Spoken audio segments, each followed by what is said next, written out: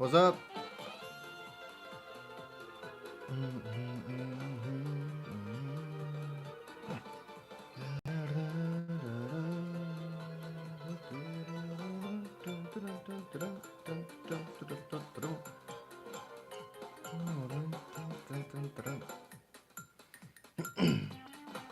Bruh.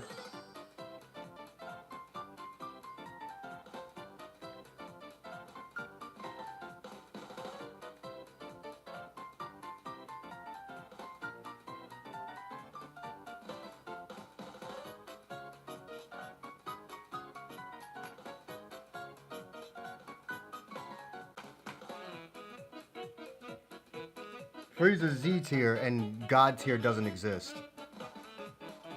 Fuck Game Press in that whole fucking tier.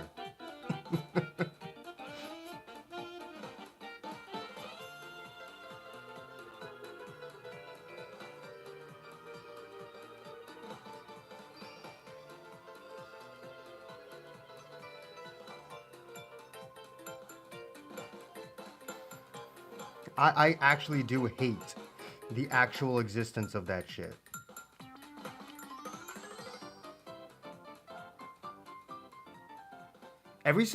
Okay, you know what? I should probably explain why I hate the implementation. The implementation? What the fuck does that mean?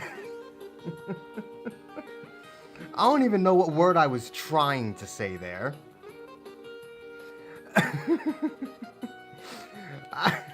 I think I need to explain why this shit pisses me off so much.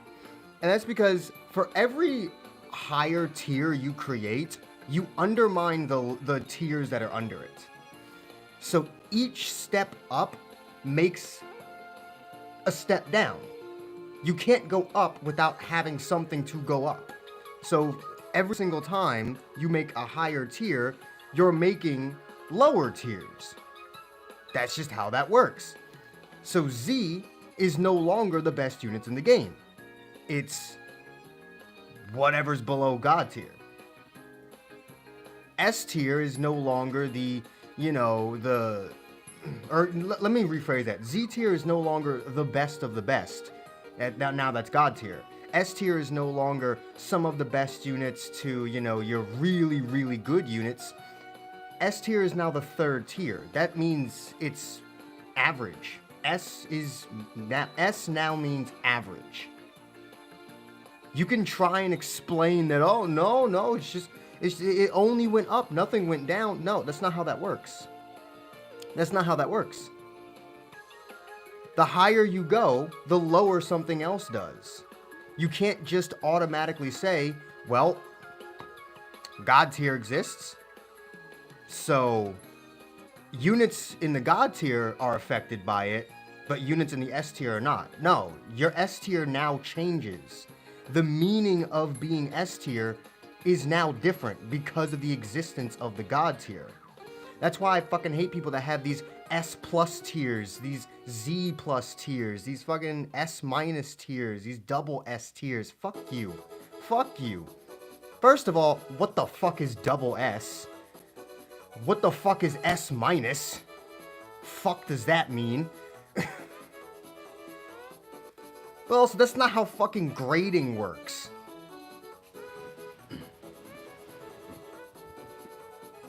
That's not how fucking grading works. Z has always been established as the highest form of grading.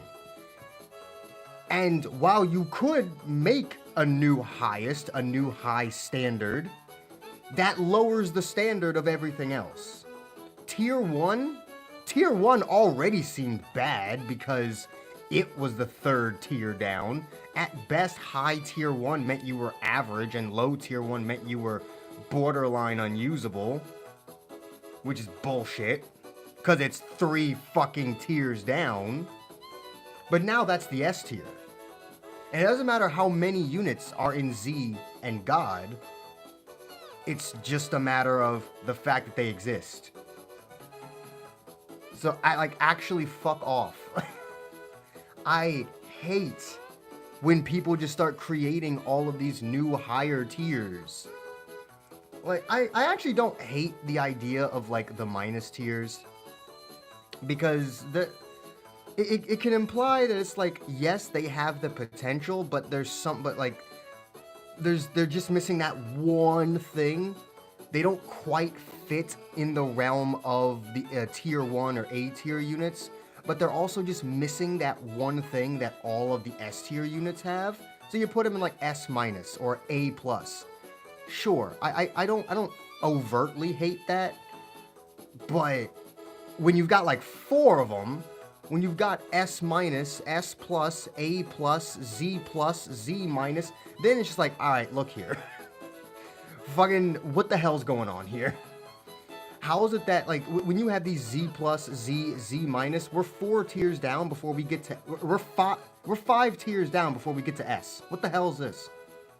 How are we 5 tiers down when we get to S? This is bullshit. It's fucking stupid.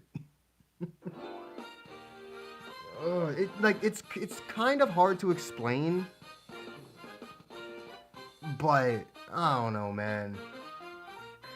I fucking hate it. I fucking hate it.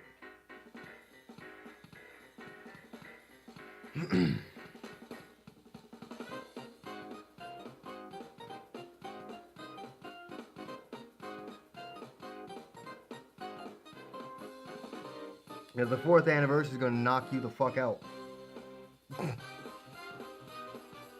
Probably will. But they're probably gonna have some fucking ultra unit.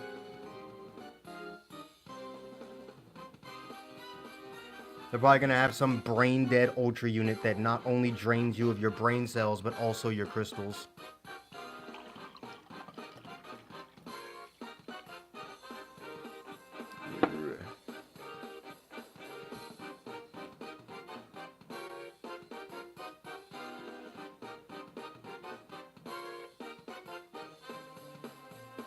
No. Duh.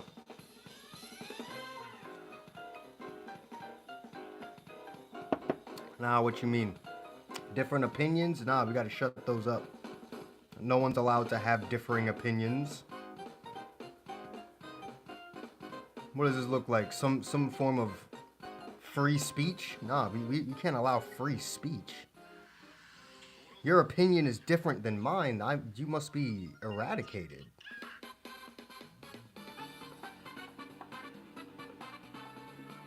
I cannot allow you to live if you have a differing opinion than me. She'll take you to Twitter jail.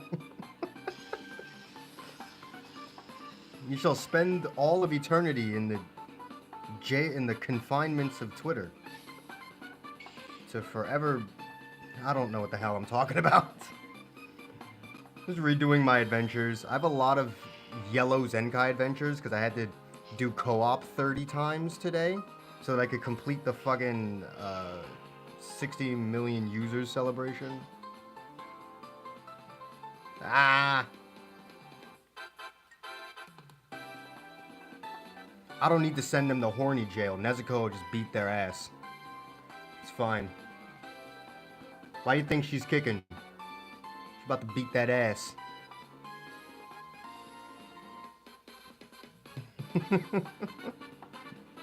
She won't beat that ass.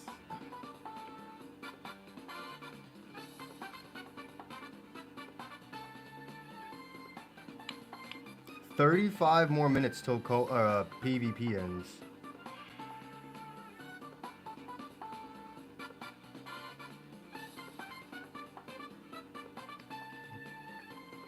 I bet. I don't have to do any more matches. I still have my placement. We still have our placement, boys. It's fine. It's fine. We still have our placement. Barely. I'll just barely make it, but I'll make it. Me wakes up in the morning. I was 1 spot behind. Fuck!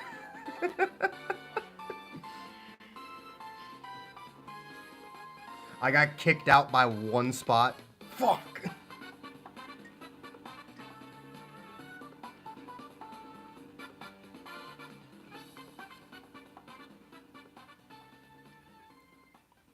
I just realized the Goku Black Battle Gauntlet is only as 4 hours left. Luckily, I already did it. Rose is done. He is at Zenkai 7 as of about 3 hours ago.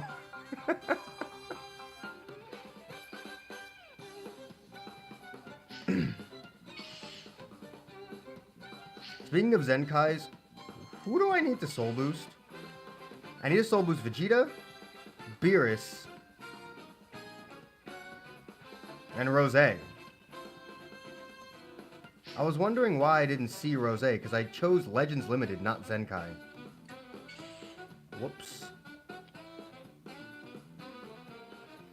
It's actually crazy that there are only 2 units in the entire game that I actually can't Zenkai. I don't have every single unit Zenkai'd, but I've chosen not to Zenkai certain units. There's only 2 units in the entire game that have been Zenkai'd that I can't Zenkai.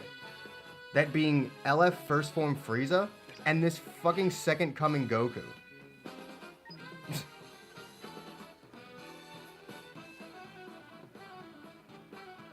Is what the fuck a sentence? No, technically it's a question.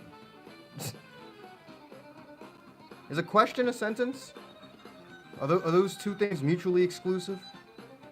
Or is a question a form of sentence? Riddle me this. How to make your fucking brain hurt. How do you make someone's brain explode? Question the difference between a sentence and a question.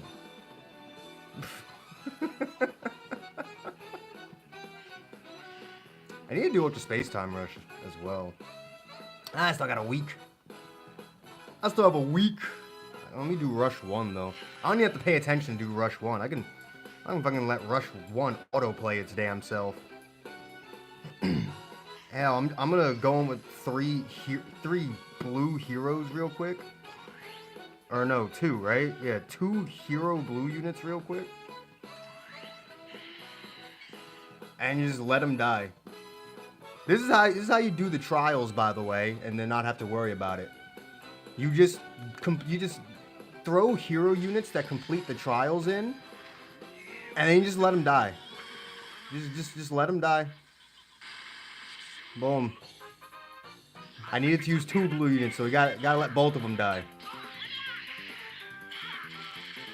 Dead. Fucking. Oh, trials are so fun. I actually do appreciate the fact that I can just do that.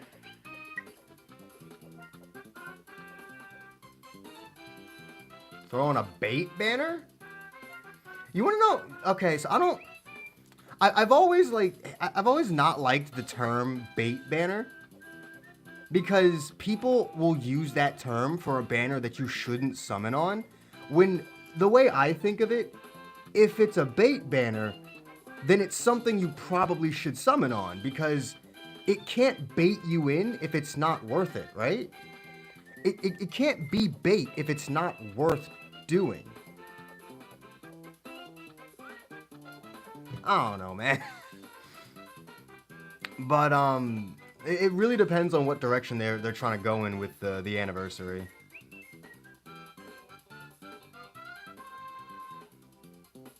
A 3-word sentence without the letter I. There are thousands of words in the English language.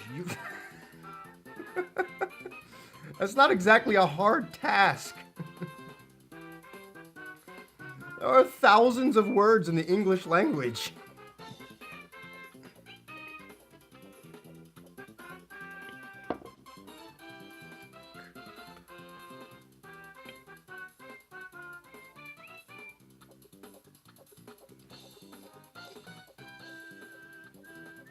I don't know, maybe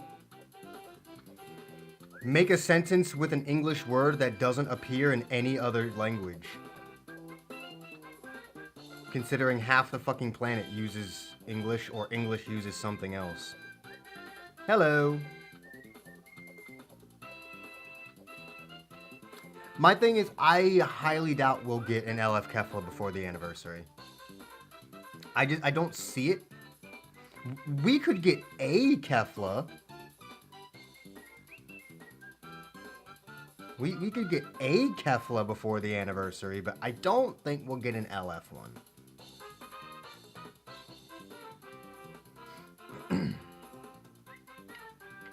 Excited for Trunks? I'm glad somebody is. People clowning my boy Trunks, man.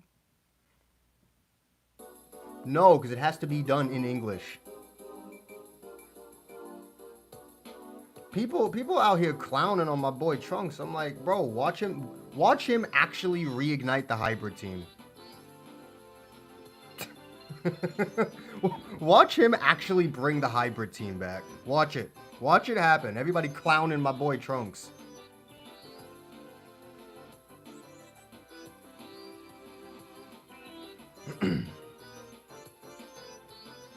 Also, he buffs critical with his Z ability.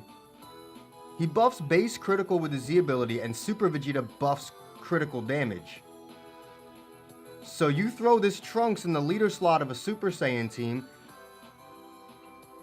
That's a lot of crit. That's a lot of crit.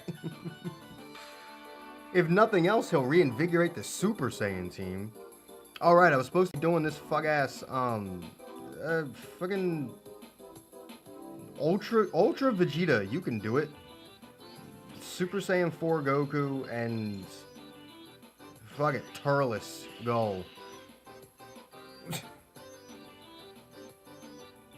See, we don't know that because I'm so done trying to predict what the hell they're gonna do, because every single goddamn time. Hold on, let me get this stuff. What the fuck just happened? Alright, Goku thinks he's hot shit. Every single time we think they're about to do something, autoplay, they just swerve us and do something completely different, just out of nowhere. They just release the most out-of-pocket bullshit every time.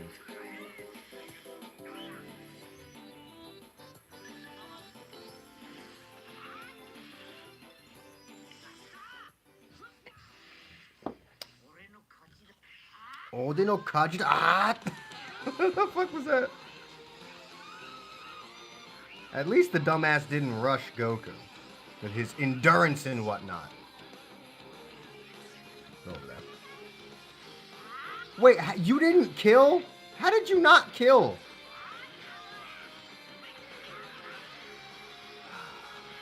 How does the rush go through and you actually just don't kill? What? How are you dead? Watch these idiots somehow lose. What? Oh my god. Oh my god.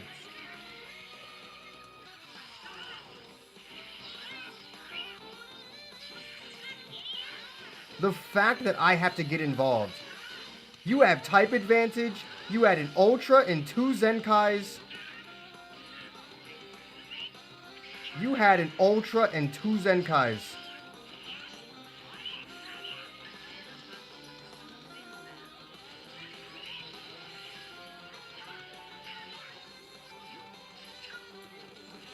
What am I waiting for? You had no vanish. What was I waiting for? Why does the CPU take so fucking long to complete the charge impacts now? Has anyone else noticed that? The CPU takes like 3 times as long to actually do the charge impacts now. How do I have all these fuck-ass strike cards? Somebody explain to me where all these goddamn strike cards are coming from. I have 2 fucking units here that hold blast cards.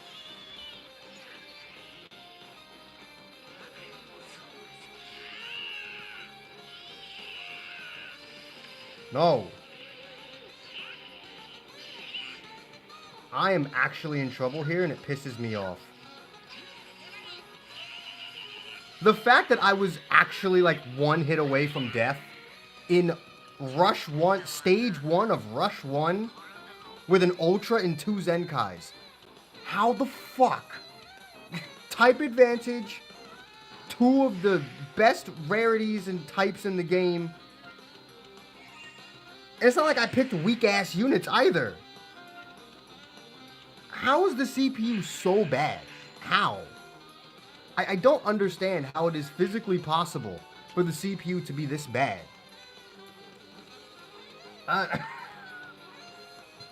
It is baffling. It is fucking baffling. Can't trust the CPU to do a goddamn thing.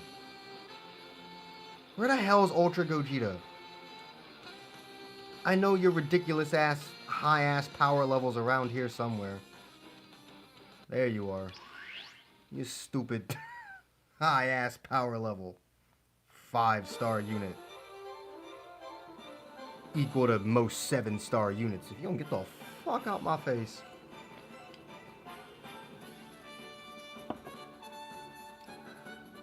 What the fuck did I... Oh, right. Dragon Ball Sagas. Launch. Fuck it. And who's the last fucking bastard? You. Alright. You have Ultra Gogeta. The best unit in the game. If you fuck this up,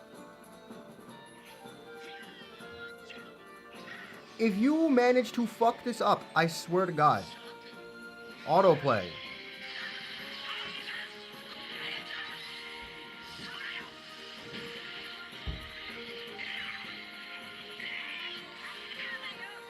I had to switch for him. I forgot Launch's blue card could faint.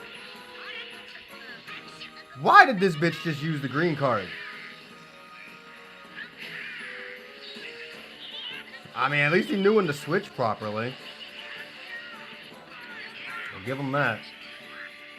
I have to, like, religiously watch this shit. This nigga went for a full screen. This nigga went for a full screen strike. Full screen strike. Could you not? And that's why I have to sometimes get involved. I can see this bullshit coming. What the hell just happened? What the... Did this stupid motherfucker... That's it. I'm taking control. Once this fucking rush is over. That's it. That's it. I cannot deal. Use another strike card. That's what I thought. Just vanish, you piece of shit.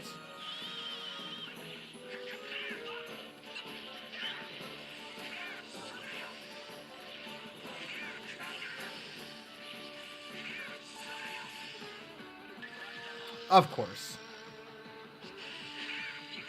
You're lucky I fucking got another one. Oh, we got crits. He's dead. Seconds. It takes me seconds to beat this.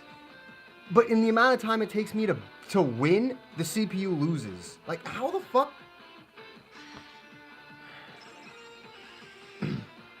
So I don't fucking use autoplay. It sucks. And even if it was good, I shouldn't want to use autoplay. These are those one rare situations where it would be nice if the game could play itself. But apparently the game is just so god-awful at everything.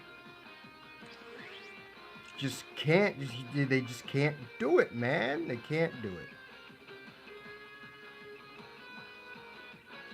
Where the fuck is she? There she is. Oh, for the love of God. There's too many fucking units in this game. There's too many of them. Too many goddamn... always struggling to find the damn units I'm looking for. Alright. There's no possible way. I have legitimately beaten this in under 15 seconds. If you cannot, with the same setup I normally do it in,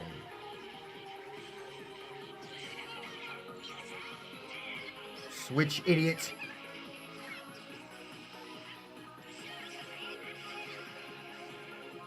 Why are you just standing there?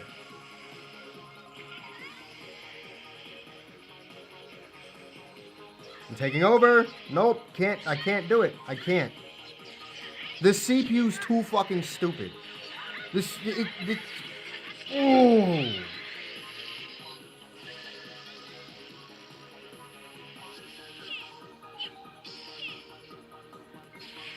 Just perfect vanish me. And she's dead.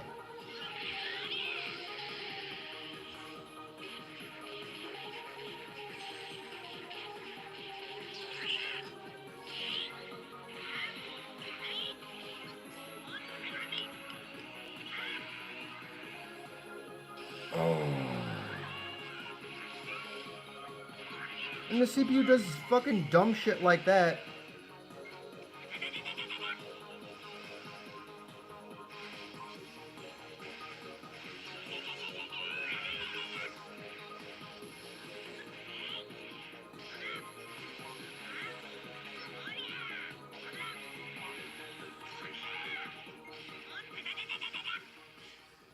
I don't understand.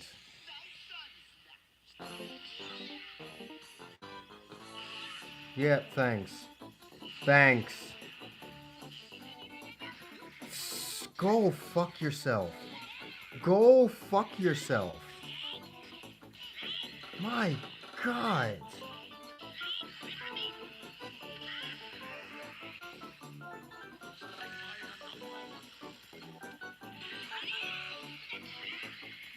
I'm literally 1v3ing this. I'm literally 1v3ing this. How did you...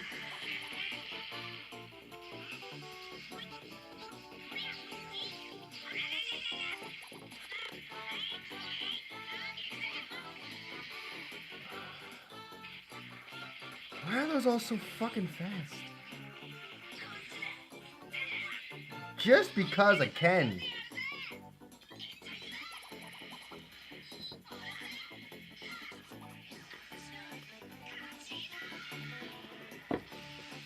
I literally 1v3'd it and the CPU somehow managed. The CPU somehow managed to lose a character.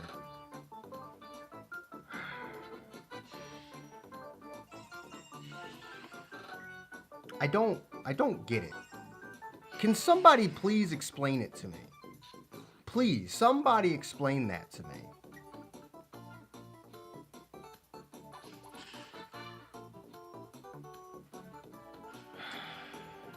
It just doesn't make sense. It doesn't make sense. Ain't shit you can do to prove to me that this bullshit makes sense.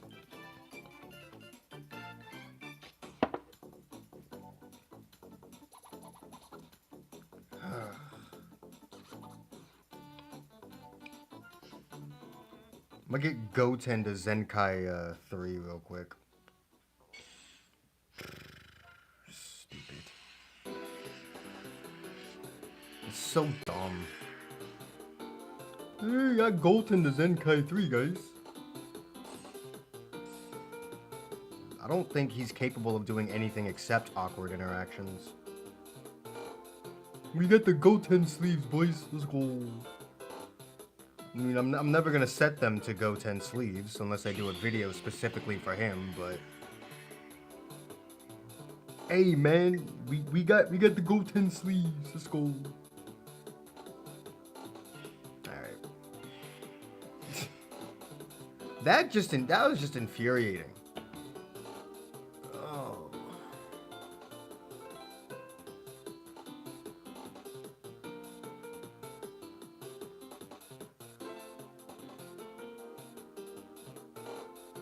One of his most awkward ones was when he was in fucking court.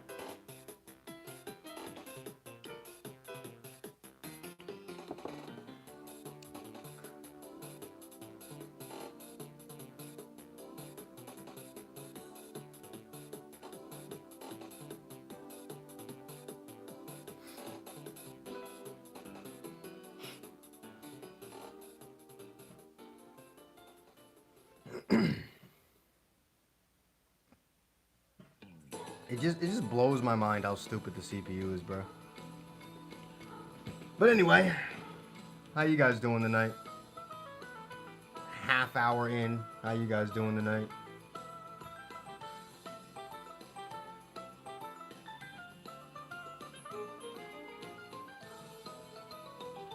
You guys get your PvP placements.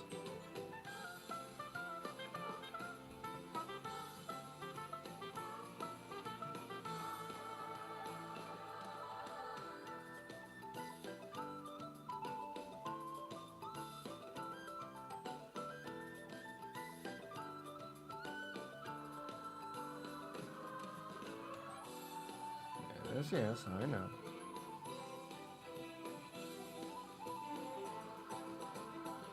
I've seen a lot of that stuff.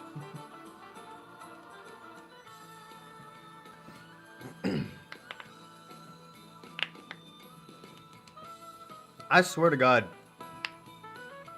I'm gonna end up not making my placement by like one spot.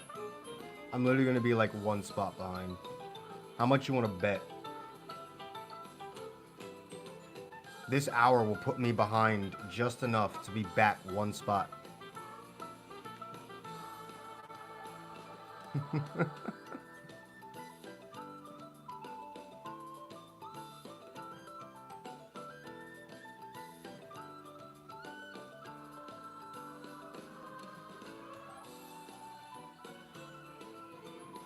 Well, NPC has just become an insult.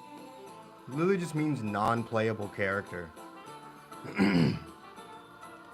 But it's just become an insult to explain to a person that they lack any form of brain cell.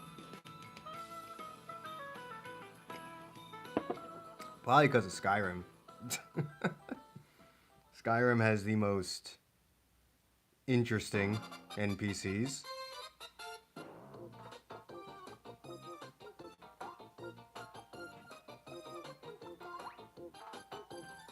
Definitely have the most interesting NPCs.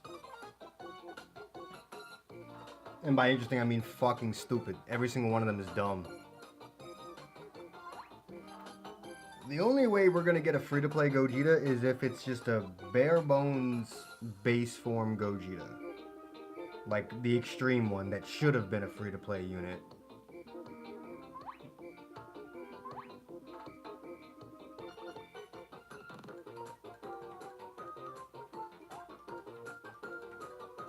Yeah. Honestly, that Gogeta is probably still my favorite Gogeta in the game. The one I can't fucking use.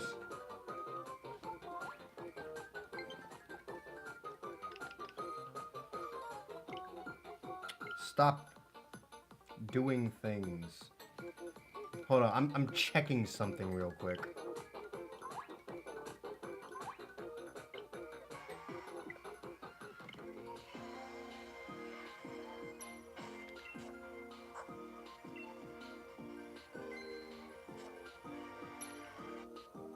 Hold on. I have to update the app.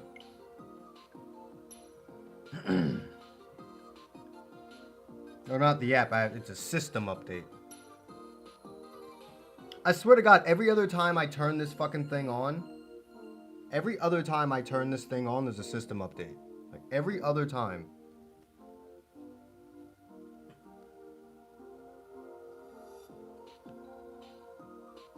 Well, we'll never get a transforming free-to-play Gogeta.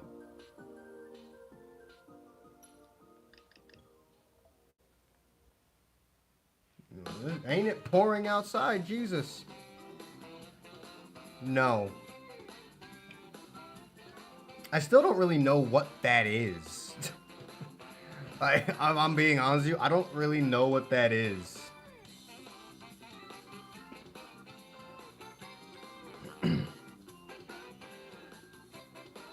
Hey Siri. What is Joy-Con drift? Here's an answer from Polygon.com. Joy-Con drift is when a game records movement on one of the controller's analog sticks even if they're sitting stationary. No. Never once.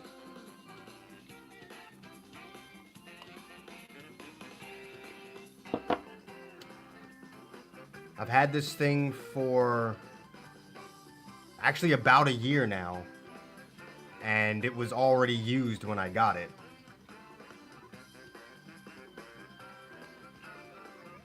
Never once had that issue. I've had different issues with this Switch. Like it being incapable of connecting to the dock. It's not the dock, because the dock is connected to my friend's Switch.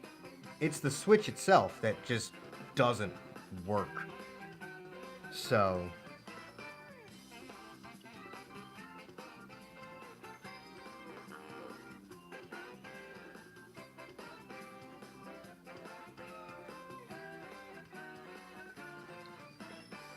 Not that I really care all that much. The only time it's annoying is when I want to play something like Mario Kart or Pokemon. I like playing those games on a bigger screen, but at the end of the day, I don't really care. And of course, I like having better fucking speakers. Is there a way to, like, connect your Switch to a screen via, like, Wi-Fi or Bluetooth or something? Because I have a smart TV now. I have a smart TV now, so I wonder if there's a way to do that.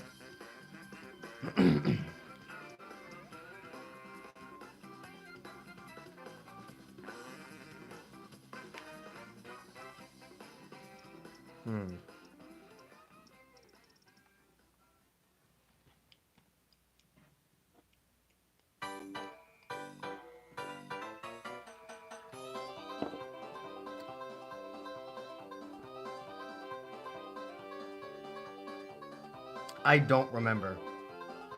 I haven't played the original Breath of the Wild since it came out, because I never actually owned the game. I played a friend's copy of it.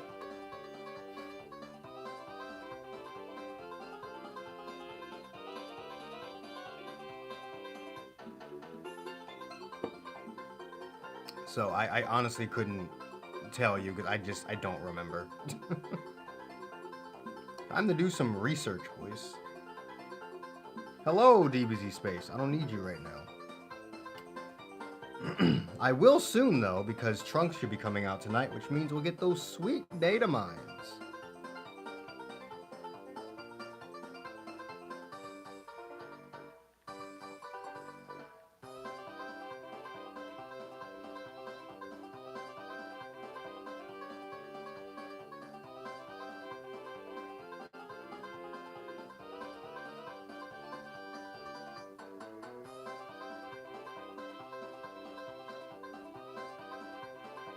Of course, I have to buy an adapter.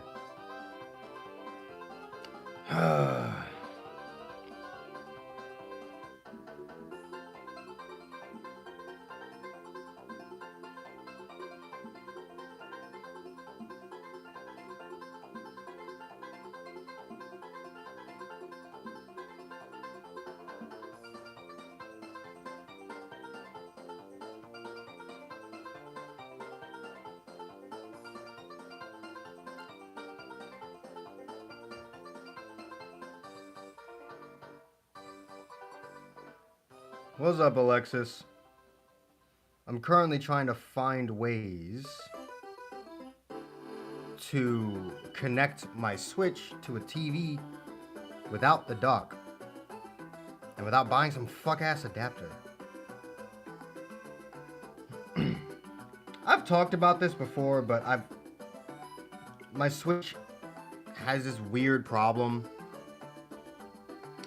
It doesn't connect to the dock and transfer video to the TV. And it's not my dock, because I've tested my dock with other Nintendo Switches and it works perfectly fine. It's something in the Switch itself that prevents it from doing that, because it'll connect to the dock. It'll charge just fine in it, but it won't send any video to the TV.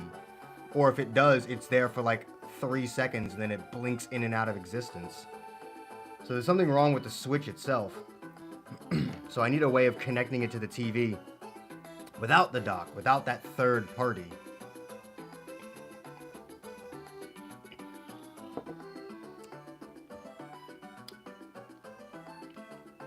Because if there's one thing I don't want to do, it's buy another Switch. And again, like I said, I don't necessarily care. Like, I have no issue playing my Switch like this. Like, I have no issue playing any game like this, or if I don't want to fucking hold it, I'll take the Joy-Cons out and just, I'm gonna move Nezuko. Actually, I'm gonna leave her there. I have no problem just leaning it up against something and just playing it like that. Like, I do it all the time. Even back when I could connect it to my TV, it wasn't always connected. Sometimes I just would have my Switch sitting on my desk and I would play it as I was waiting for something to render or something. So I'd play it like this. I don't have a problem playing the Switch like this. It's just annoying that I can't. It's more of a matter of me being upset that I can't do something more than the fact that I actually want to do it.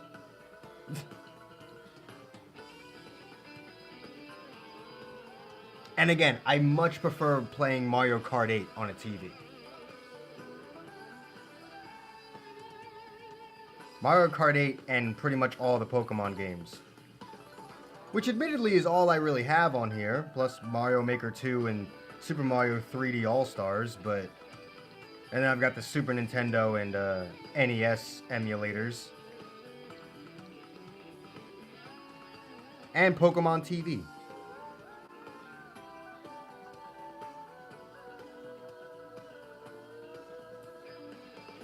I mean, it's always nice to have like a few figures on your desk, just to have something there.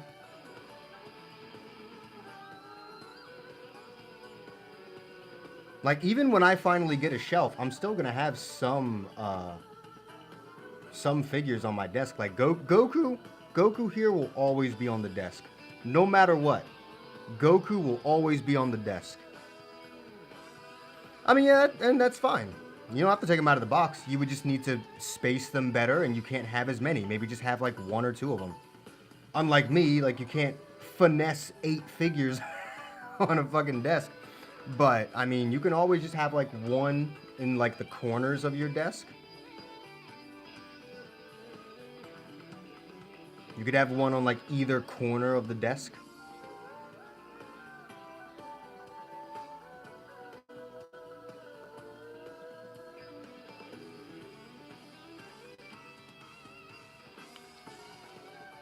They're just nice accessories to have on desks.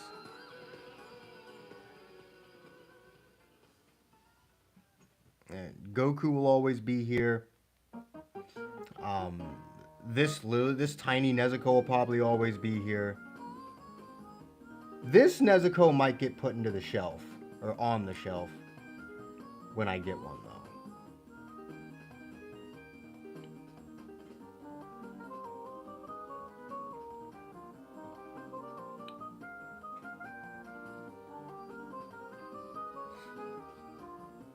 So...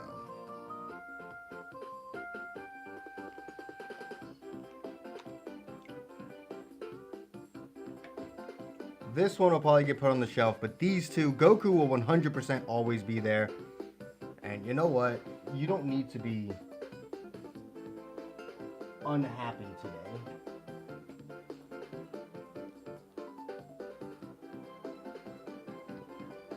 Happy Nezuki.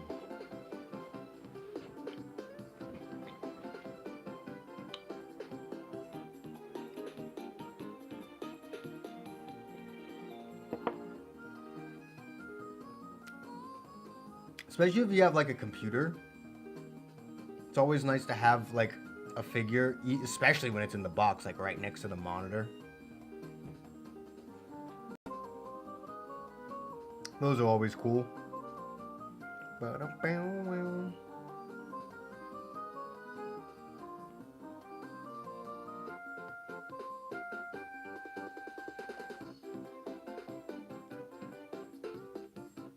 Why does Nintendo have to be difficult and use such a weird fucking port?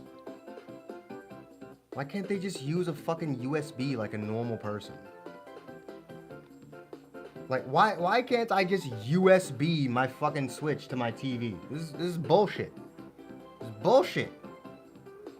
You'd still be encouraged to use the dock and to buy a new one if it breaks. Because you can actually charge your Switch in the damn thing. Actually, wouldn't just straight plugging it into the TV also charge it? Wait, never mind.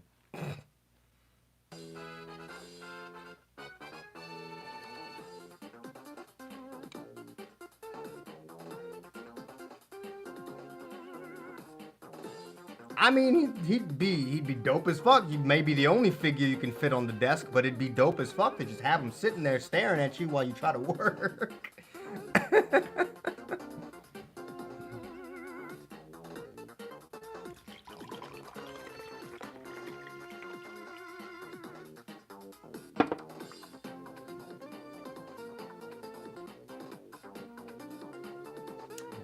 Super Saiyan Blue Goku and Gogeta.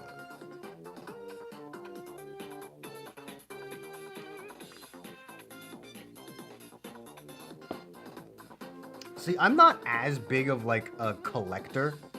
So when it comes to figures, I'll almost always take them out of the box. Because I don't really care about preserving, you know, that collector's edition, you know? I like just being able to grab the figures, move them all about, have them not take up 75 inches of space. I am very good at, you know, keeping my figures in good condition. So that's probably why I don't fear them leaving the box, because I am very good at keeping my figures in good condition. I know the amount of times Goku has fallen over, you might not believe that, but he's fine. Look at him. Look at him. He's fine. He's fine. Nice and clean. Look how shiny his gi is. Look how shiny that shit is. He's clean.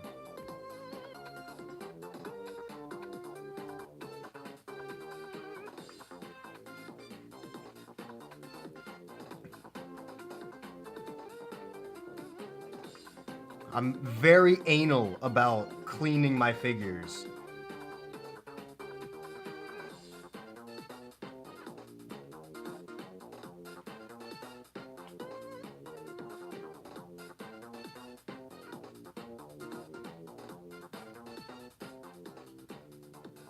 Yeah, as from what my research dug up, yes, this is a metallic Goku.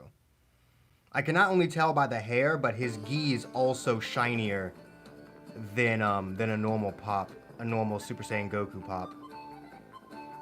His gi and his boots. Does it actually tell me on his boot? Hold up, I never actually looked at his boot. No, I just got serial numbers and... Yeah, no, it doesn't actually tell me. Never mind.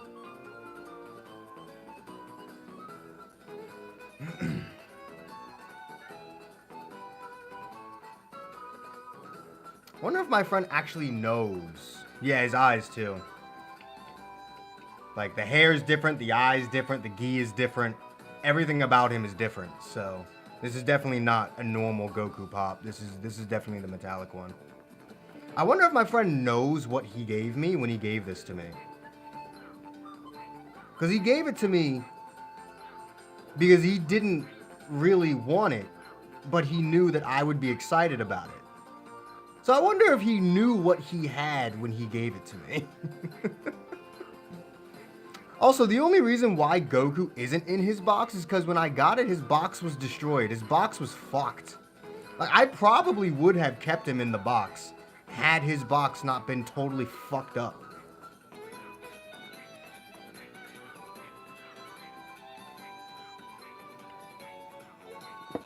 At the very least, I'd still have his box. Like, while Nezuko isn't in her box, I still have Nezuko's box. This Nezuko. This one didn't come in a box. This one came in a bag. Well, no, she came in a box, but it wasn't a nice looking box. It was just some generic bullshit.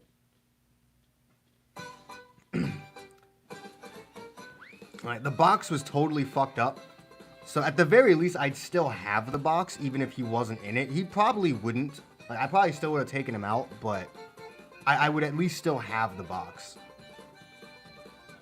I'll give it one thing. Whatever the fuck that box went through, it protected little Goku here, because he came out scratch-free, perfect condition.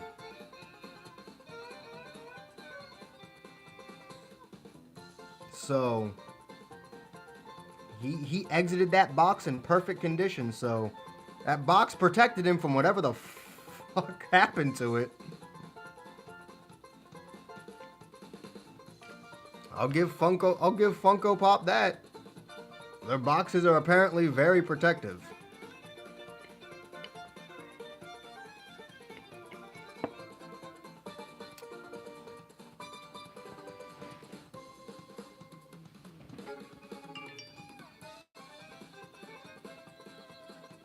What the hell?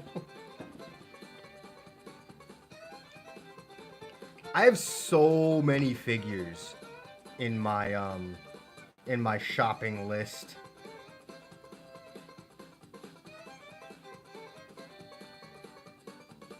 Hold on.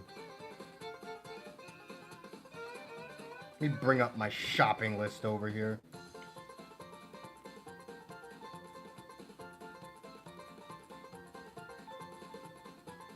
So I have another Nezuko one, because of course I do. A Shinobu figure, a Tanjiro figure, 2 Rika figures, 2 18 figures, a Videl figure, a full power Super Saiyan Broly figure, a Super Vegito and 2 Vegito Blues, a Rose Goku Black, another Tanjiro, a whole ass no game, no life extravaganza, Toga. Oh my god. Uraraka. There's so much shit here.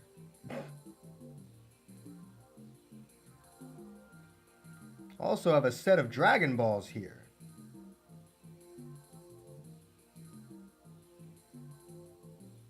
Set of Crystal Dragon Balls.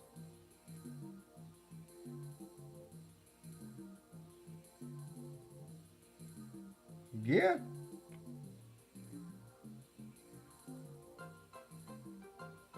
There's also a Rika hoodie in here. And a Love Chernobyl and Other Delusions poster in here. And the only thing from my shopping list I've actually managed to get was the Rika mug. Can you tell I like Love Shinobi and Other Delusions? Half my list is Rika merch. Like 40% of it is Rika merch. 40% of it is Dragon Ball. And the rest of it is My Hero Academia and Demon Slayer.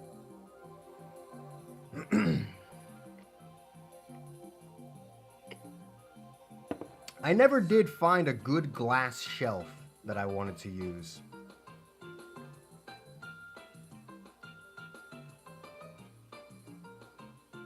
Though I suppose it doesn't need to be a glass shelf, right? Honestly, glass shelves really aren't all that. They're just expensive. Maybe a normal, just like, basic wooden shelf wouldn't be terrible, as long as it looked nice. That mahogany. You know what?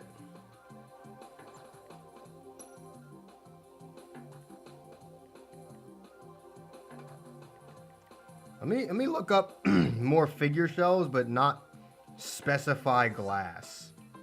Of course, most of what I get is still glass.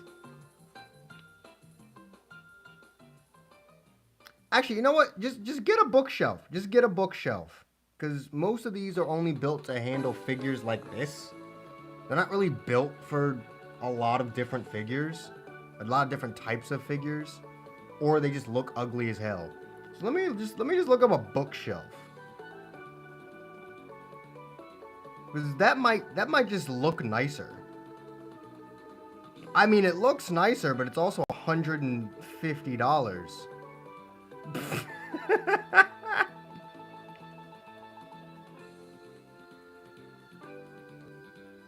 Yeah, these all look nicer, but they're also far more expensive. All of these are 150 plus. That one's 120.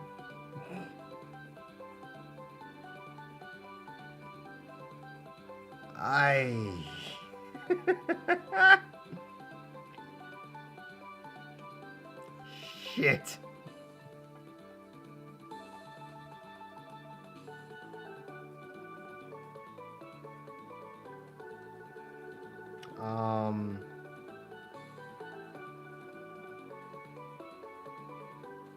Why is this one $364?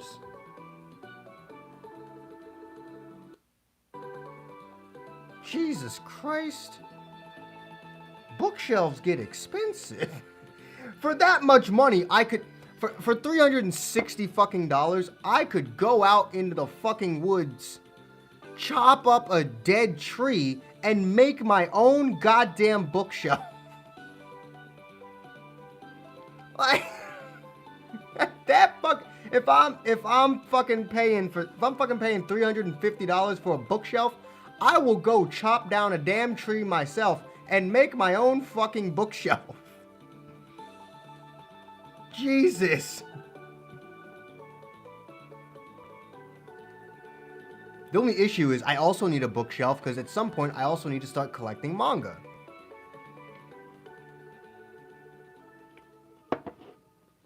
But that probably won't happen until I actually move to Japan, so.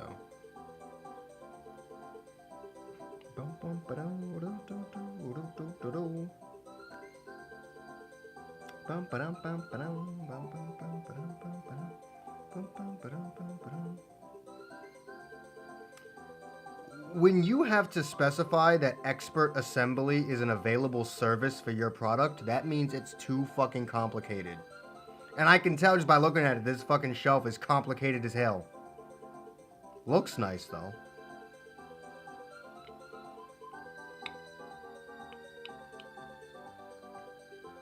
I like this one too.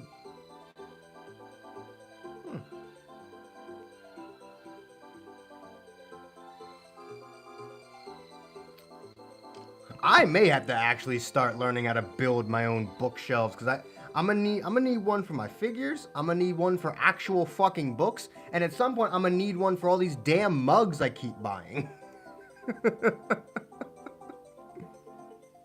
I'm gonna need a whole ass bookshelf for all these fuck ass mugs I keep buying. I have a problem. I have an actual problem with buying mugs.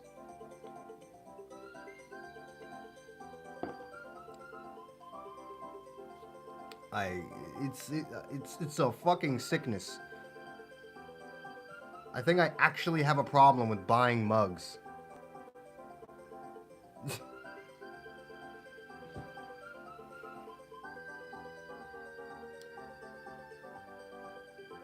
I feel like once I have the money, I'll probably be addicted to buying figures too. But at the moment, honestly, the fucking mugs I buy are about as expensive as any of the fucking figures I buy. Except Goku, but I didn't buy him, so woo!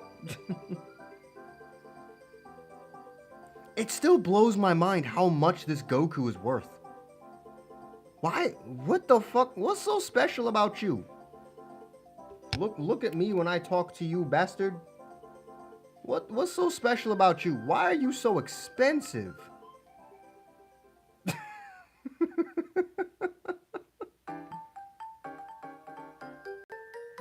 Why are you so damn expensive?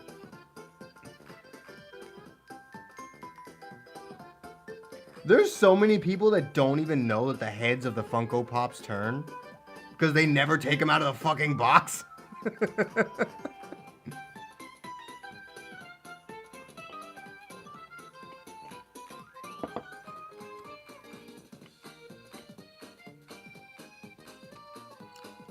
What is that symbol? I'm bad with currency symbols. I'm sorry. The only ones I know are the American dollar, the Canadian dollar, the Japanese yen, and the Chinese yuan. I thought it was euros, but I didn't want to make any assumptions. Let me see, what the hell is 130 euros in USD?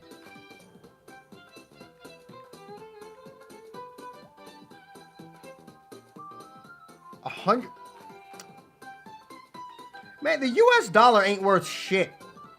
It's $141.63. Fuck, the US dollar ain't worth shit. What the hell? Why is every country their currency worth more than America's. Jesus.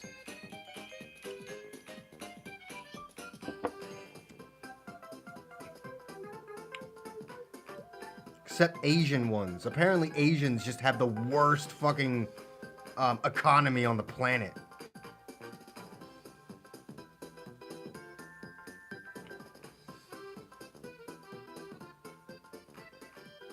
But the fucking pound is worth more than the US dollar. The euros are worth more than the US dollar. It's just fucking... Apparently Asians and Indians just have horrible economies.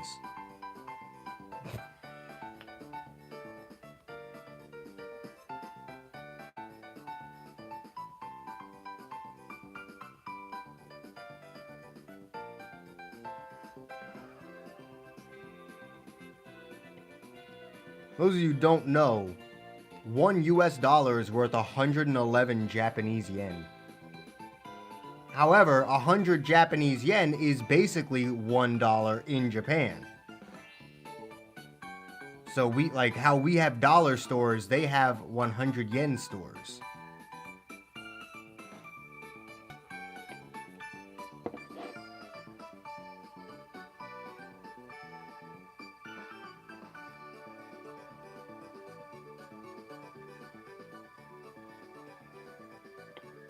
If they're actually worth that much, then you can get a fucking steal. You can actually get a fucking steal of this figure on Amazon right now, because I think you can buy this on Amazon for like 64 bucks. Let me see. Oh, it's on sale. It's 57% off. Its list price is $150. But right now it's selling for $64.99 on Amazon. It is 57. This little bastard is 57% off.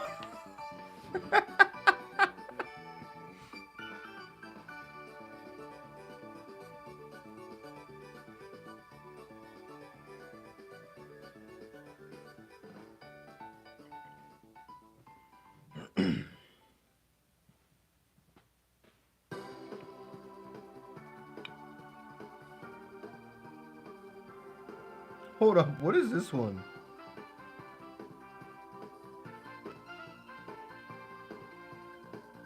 Why is that just more adorable than anything else? Look at him. Look at him charging his tiny Kamehameha.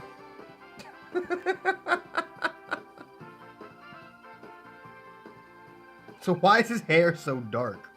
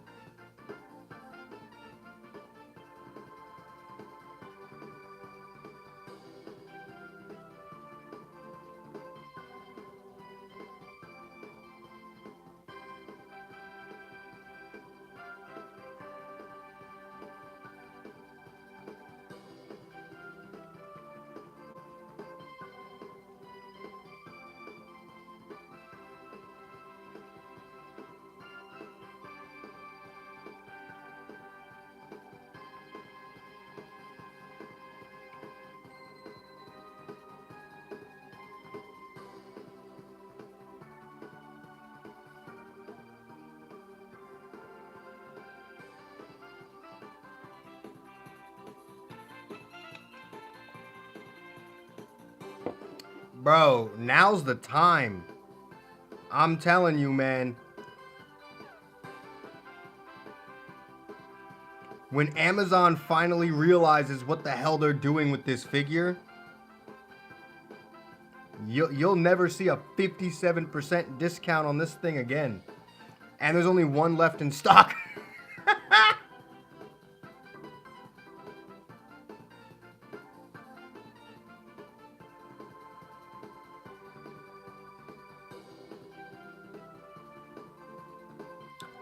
Oh, that changes a lot now, doesn't it? There's only one left in stock.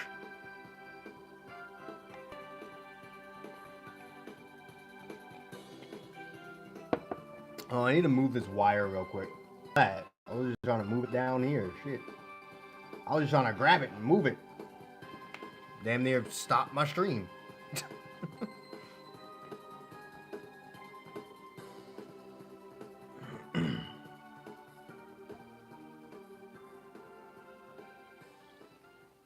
You know, there was a time like a year ago or something where I was gonna have this Goku be part of a giveaway. But now that I know how much this Goku's worth, nah, he's staying right here. That and he's become such a meme on the channel. But even if he hadn't, now I know how much he's worth, nah, he's staying right here. And he's staying in top condition.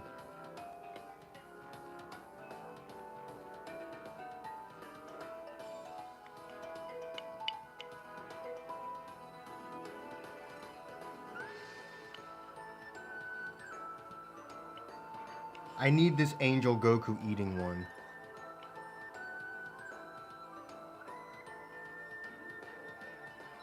Technically, he's not. I would love to say how he's the first figure I ever got, and it'd be so sweet that the first figure I ever got was a gift. But it wouldn't be true. He was number 2. Ruby. Ruby was the first figure I ever got.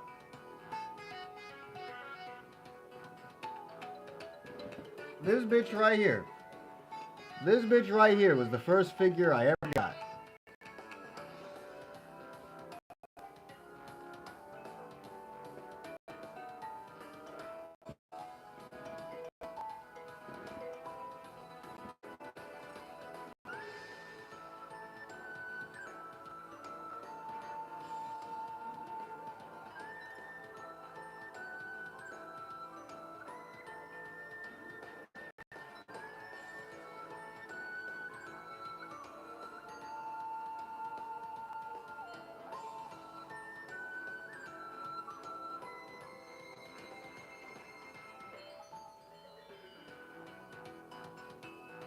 I like this Super Saiyan God Goku one, but it's expensive as hell.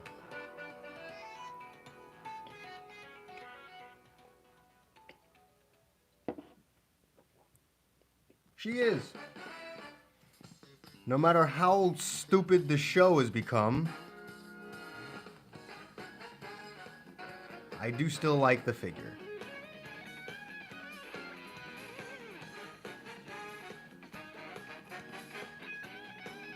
I don't know. It's this one, and it cost over $100 fucking dollars.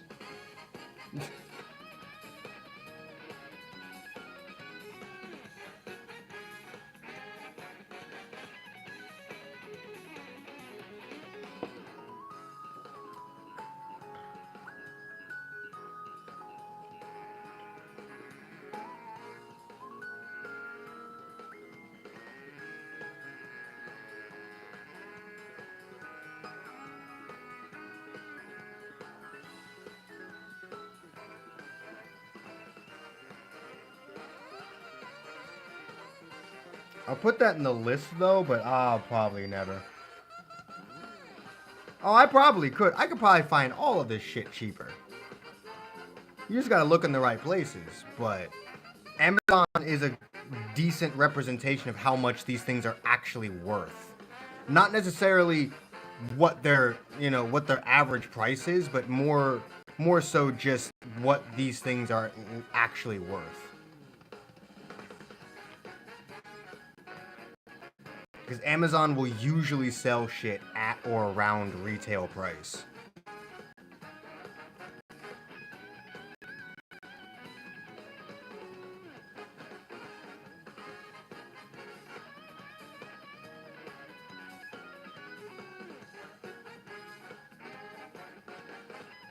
What the hell is this? What, I just get a box? It's a Goku Black Dragon Ball Legends collab figure. I have to.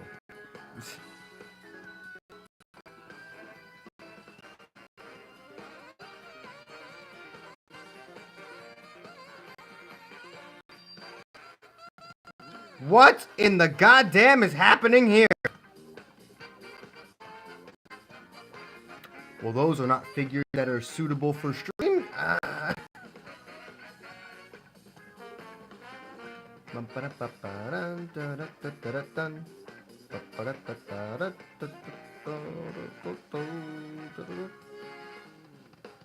like the 02 poster.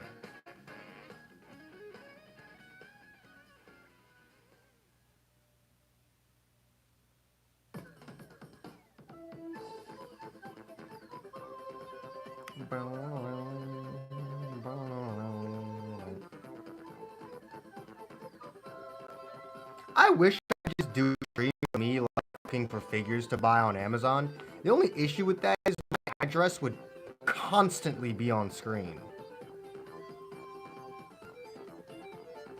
I mean, that's what I'm technically doing right now, but I mean like actually showing the figures I'm looking at, you know?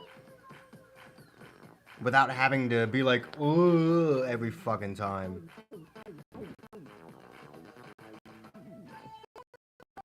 But like my address would constantly be on screen.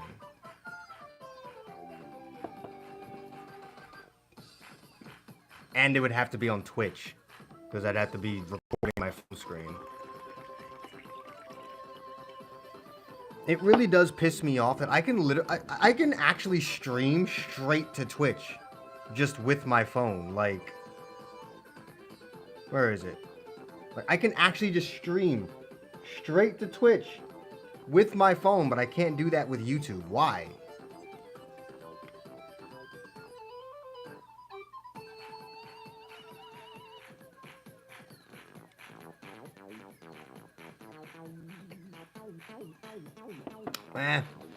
There's enough shit that lights up in this room. I don't really need anything that glows in the dark.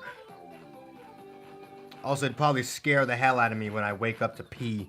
This is just one random night where I actually wake up in the middle of the night to pee. That doesn't happen to me very often.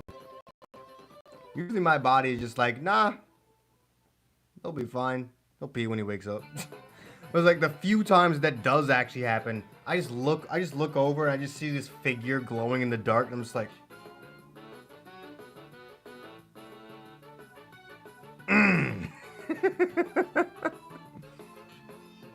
Especially if I was drinking that night. Oh my god, like now.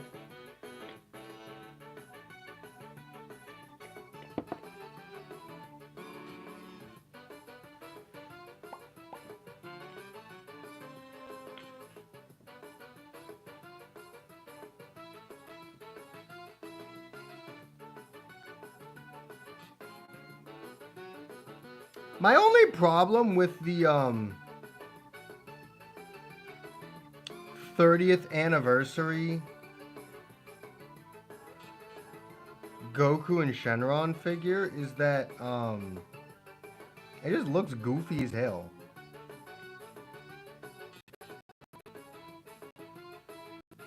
Mainly Goku. Goku just looks goofy as hell.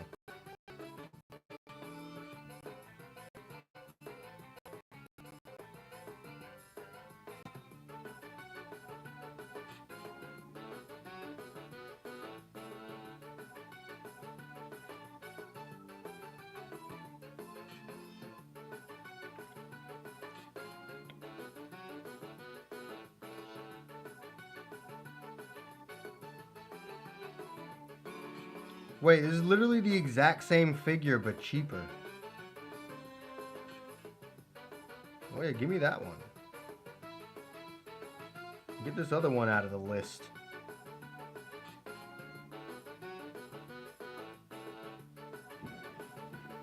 Oh. You have a Gohan that glows in the dark? What the hell?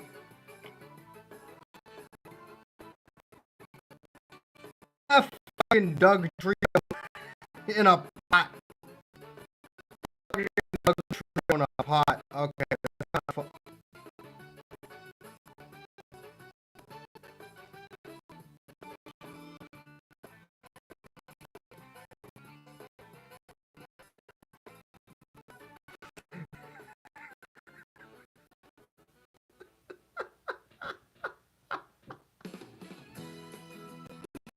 So you can take the Doug Trio out of the pot. This is what's under the pot.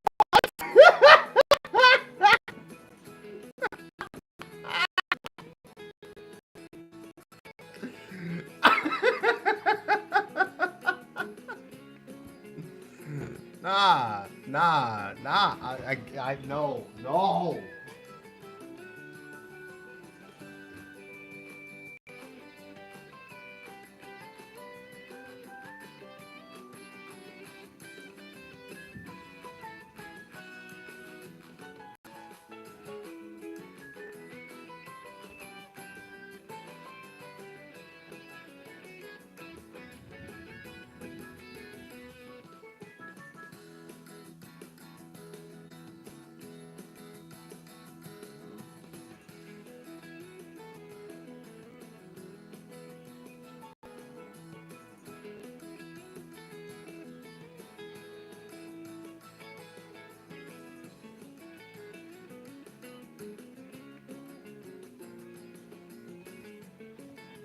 That is a crime.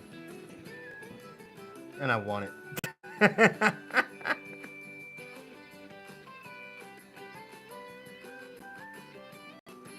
That's a cute little Naruto figure. Oh, buff-ass Majin Buu. Look at this lad. Look at this lad.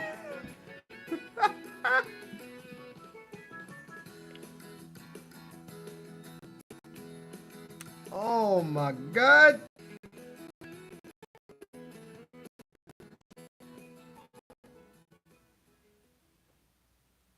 That's not even Kid Buu, that's Super Buu.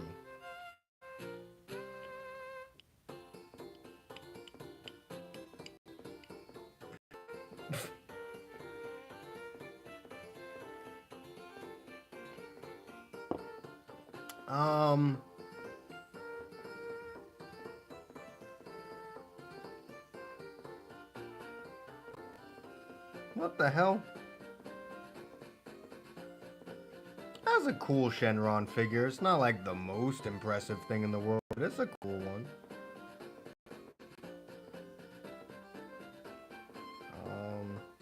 There's a Super Saiyan Gohan one. That's pretty cool. And that's like an actual action figure, though.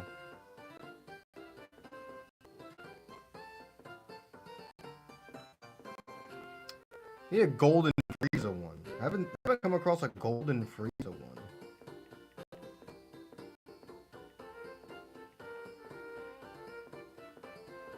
Golden Frieza.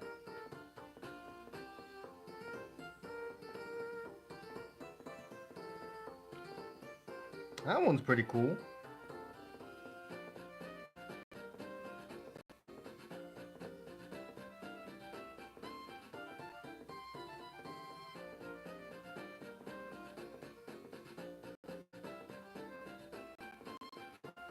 All Might.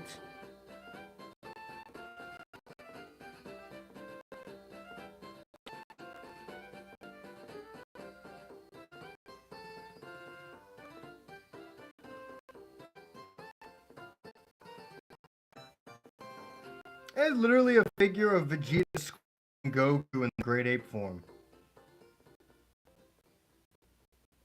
That's disrespectful. You got Goku screaming in there.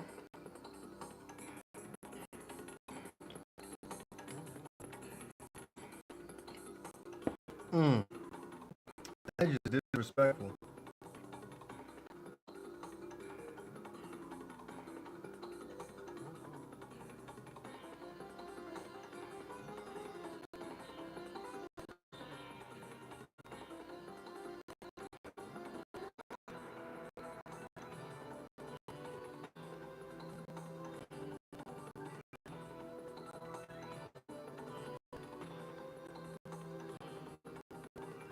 Might be getting a bit risque with that Nezuko figure there.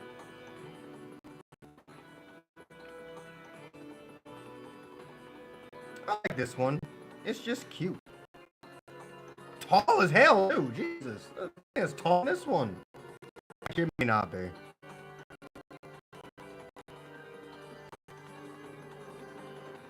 We'll add that one to the list. I swear to God, I'm gonna...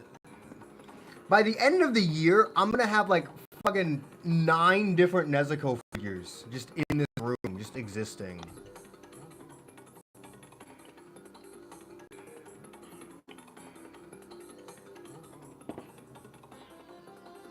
It's not even like Nezuko is my favorite character or anything. She just has so many good figures. They make a lot of good Nezuko figures.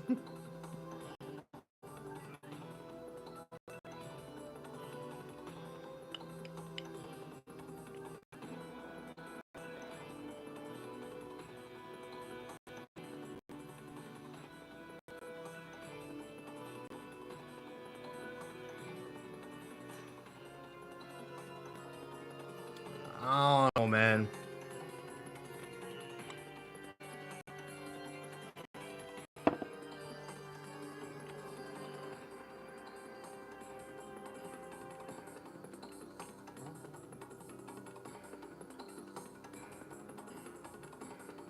I swear on everything, one day I'm gonna buy this fucking golden muscular Pikachu trophy and have it personally engraved and give it away as a giveaway. This will be part of a giveaway someday. I will have it engraved and use it as a prize for a giveaway someday. Guarantee it.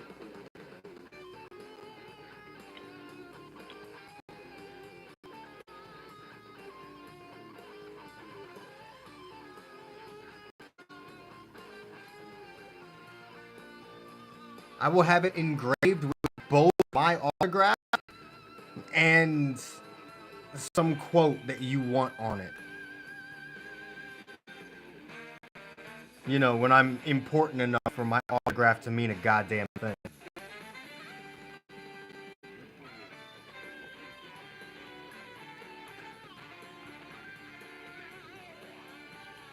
I'm sure there's someone who watches my videos that would like something signed from me.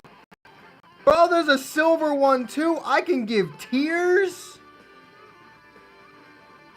There's gold, there's bright gold, dark gold, and silver. I can have tears. Bro, I can actually do a first, second, and third place. Just no bronze. Third place is just third place is silver. First place is one of the golds. Second place is the other gold. And third place is silver.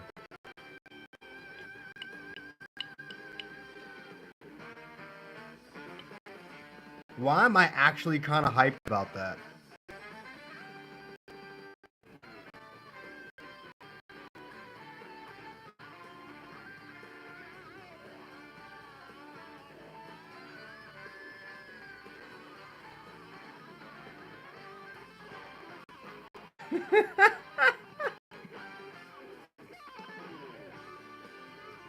What the hell is this divulged into?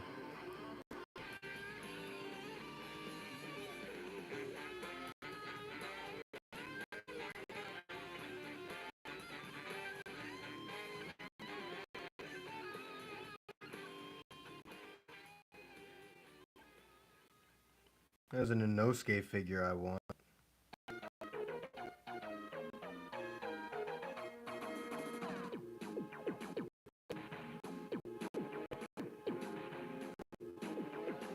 Despite my disdain for the show that Ruby has become, I do still want to finish my Ruby figure collection as well. I only ever bought Ruby. So let's see what those go for, I guess. They're expensive as hell. Jesus.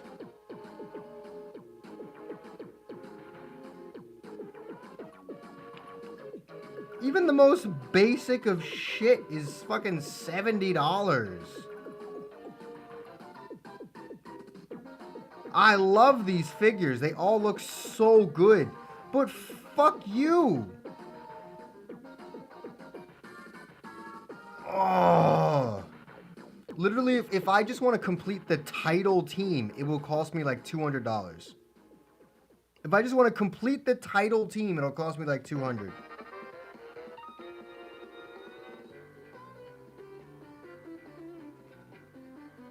Jesus Christ.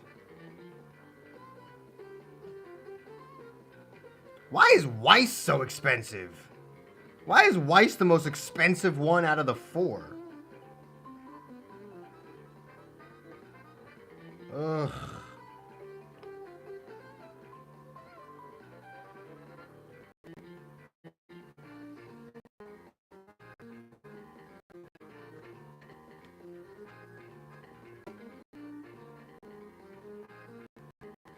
What the hell is she connected to? She's only connected by her boot? How does she not fall over? You know what? I'm not gonna question it. I'm looking at it standing up right now, so.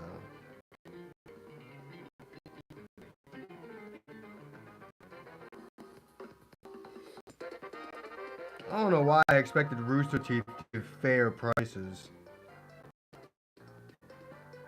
What the hell is this?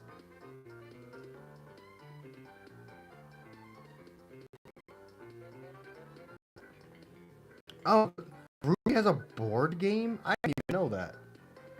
I didn't even know there was a Ruby board game.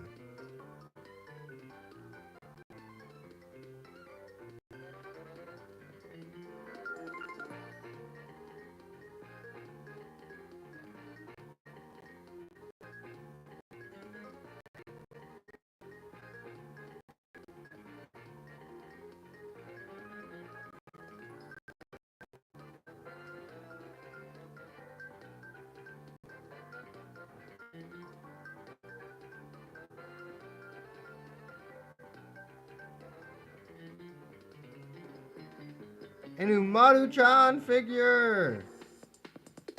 Yes.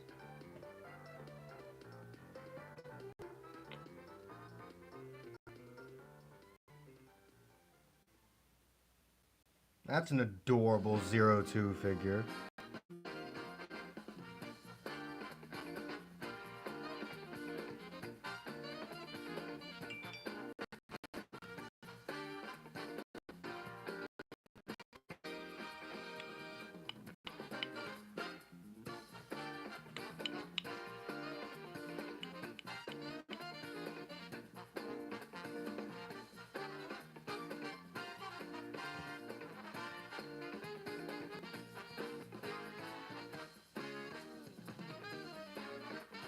A Kana-chan figure.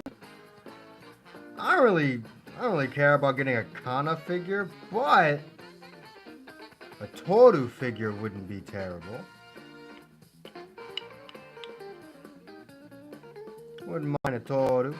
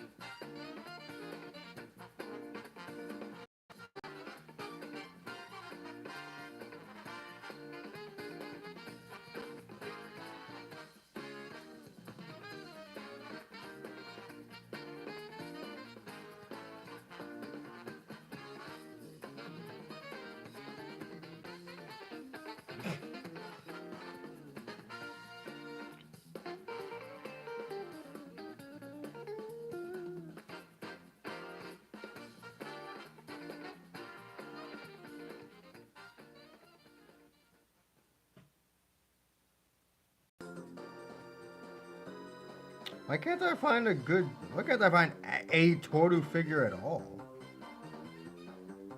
That bitch is naked.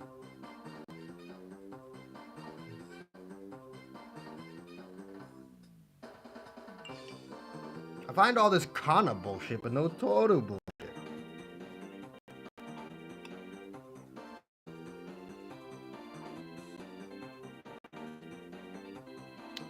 I'm upset.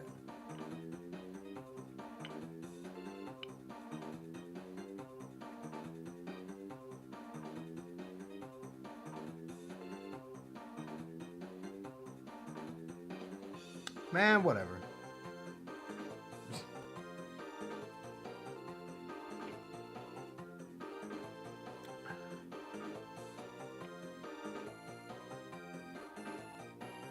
I love how I've actually just been sitting here for like the past like 30 minutes.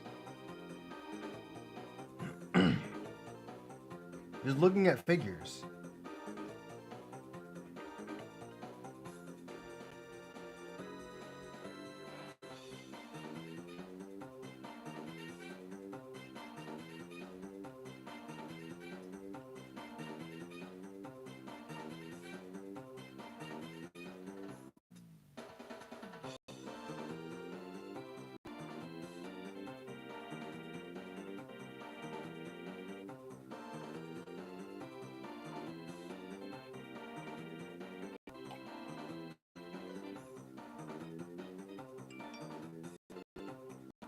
Data mines, boys.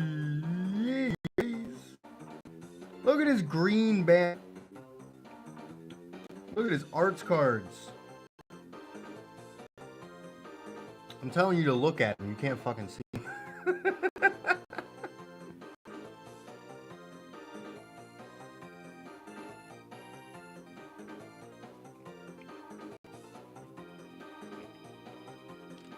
Maybe about that time, boys.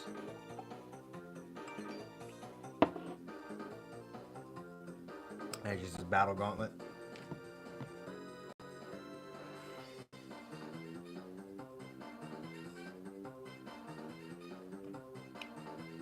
Okay, boys.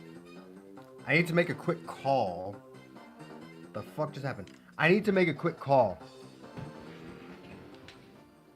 I will be right back. Hopefully when I get back that all the data mines will have been out. So we can go over the data mines when I get back. That's the wrong direction. I'll make it a pinned comment. I'll be right back. Actually, first, let me make this. Let me make round 2 real quick. God damn it.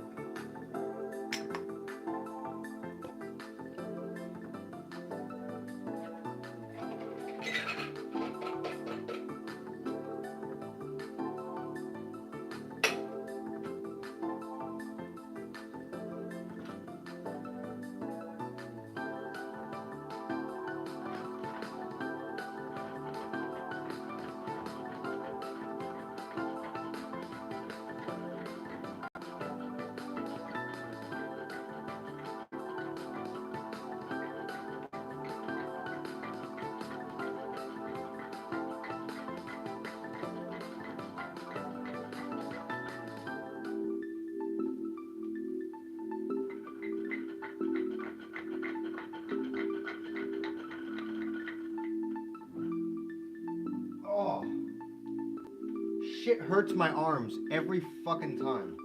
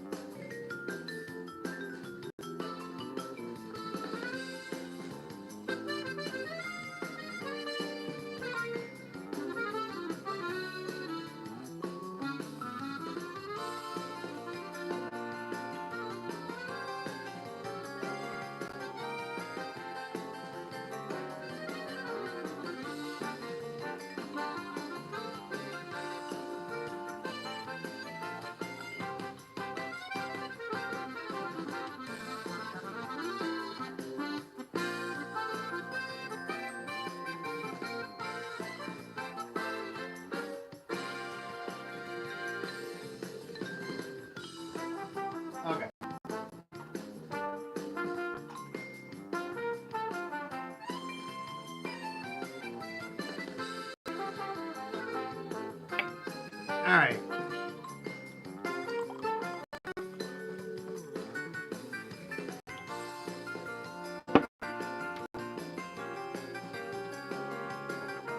Gotta get... Lol, Nezuko. Goku, can you please not have your big ass head get in my way again?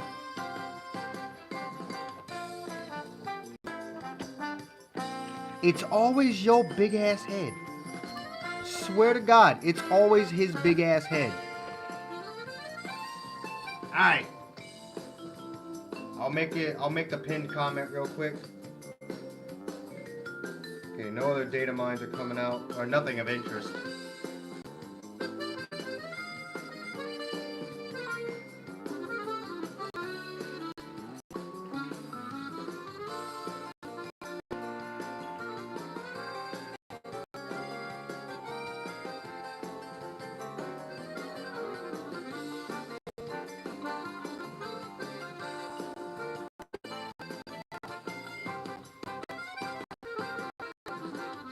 Okay.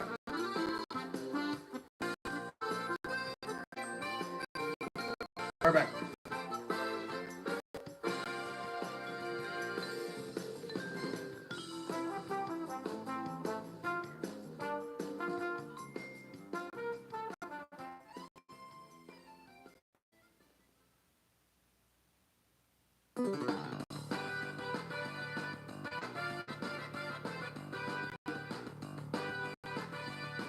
I got so scared because my stream was skipping a lot for a second.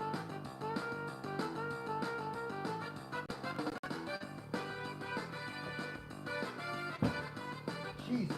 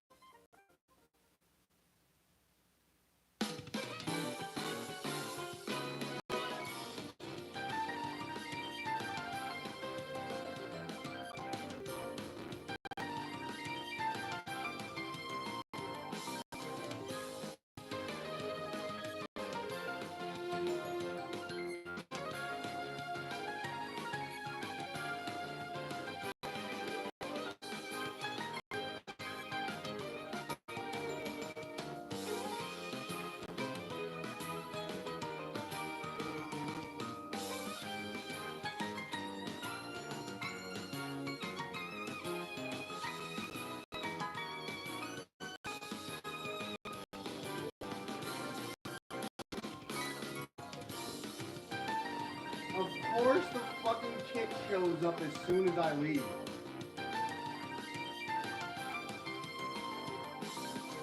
I love my goddamn life, bruh. Of course the goddamn kit shows up second I dip.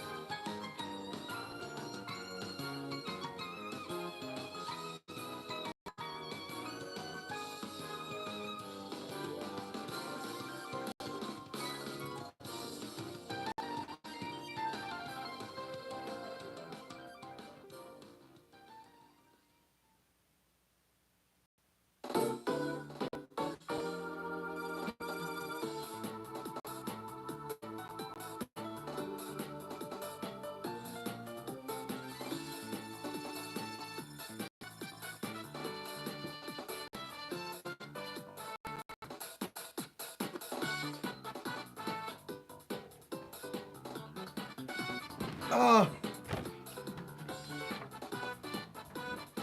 All right then.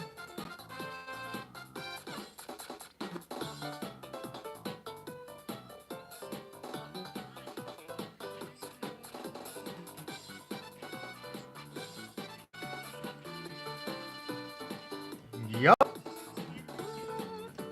There's a lot of shit.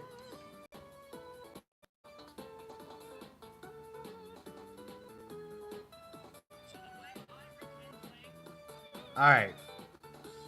We gotta take a look at this kit real quick.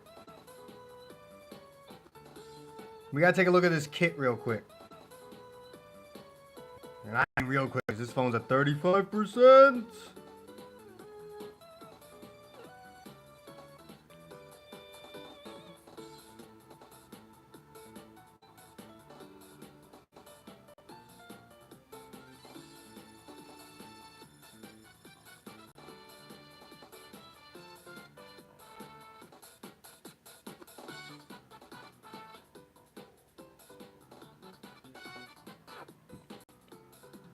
And I'm gonna record it.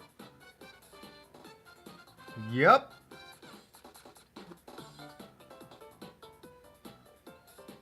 Real quick, let me see if he's in game so I can try and get some stats. If not, that's fine. Dragon Ball Legends. Gohan twice in a row? What the fuck? How'd we get Gohan twice in a row, nigga?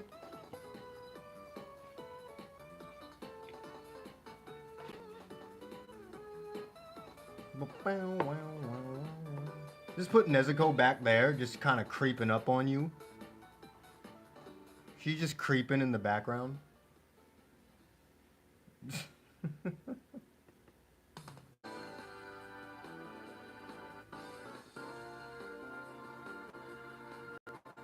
I gotta wait for the data to update. Ugh. Where's my damn charger?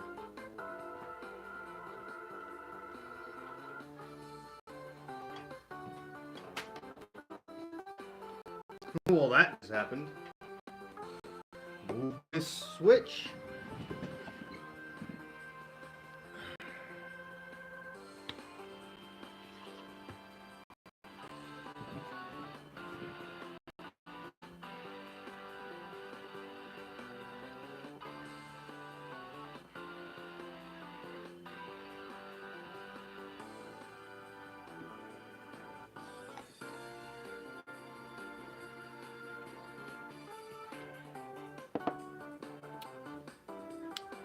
The data will finish downloading at some point.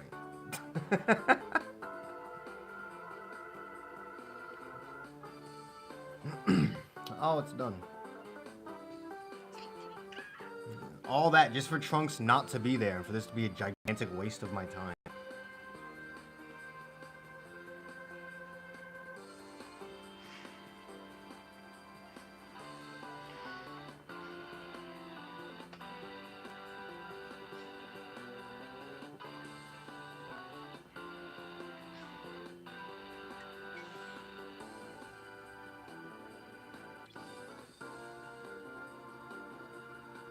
Okay, bet he is here. Alright.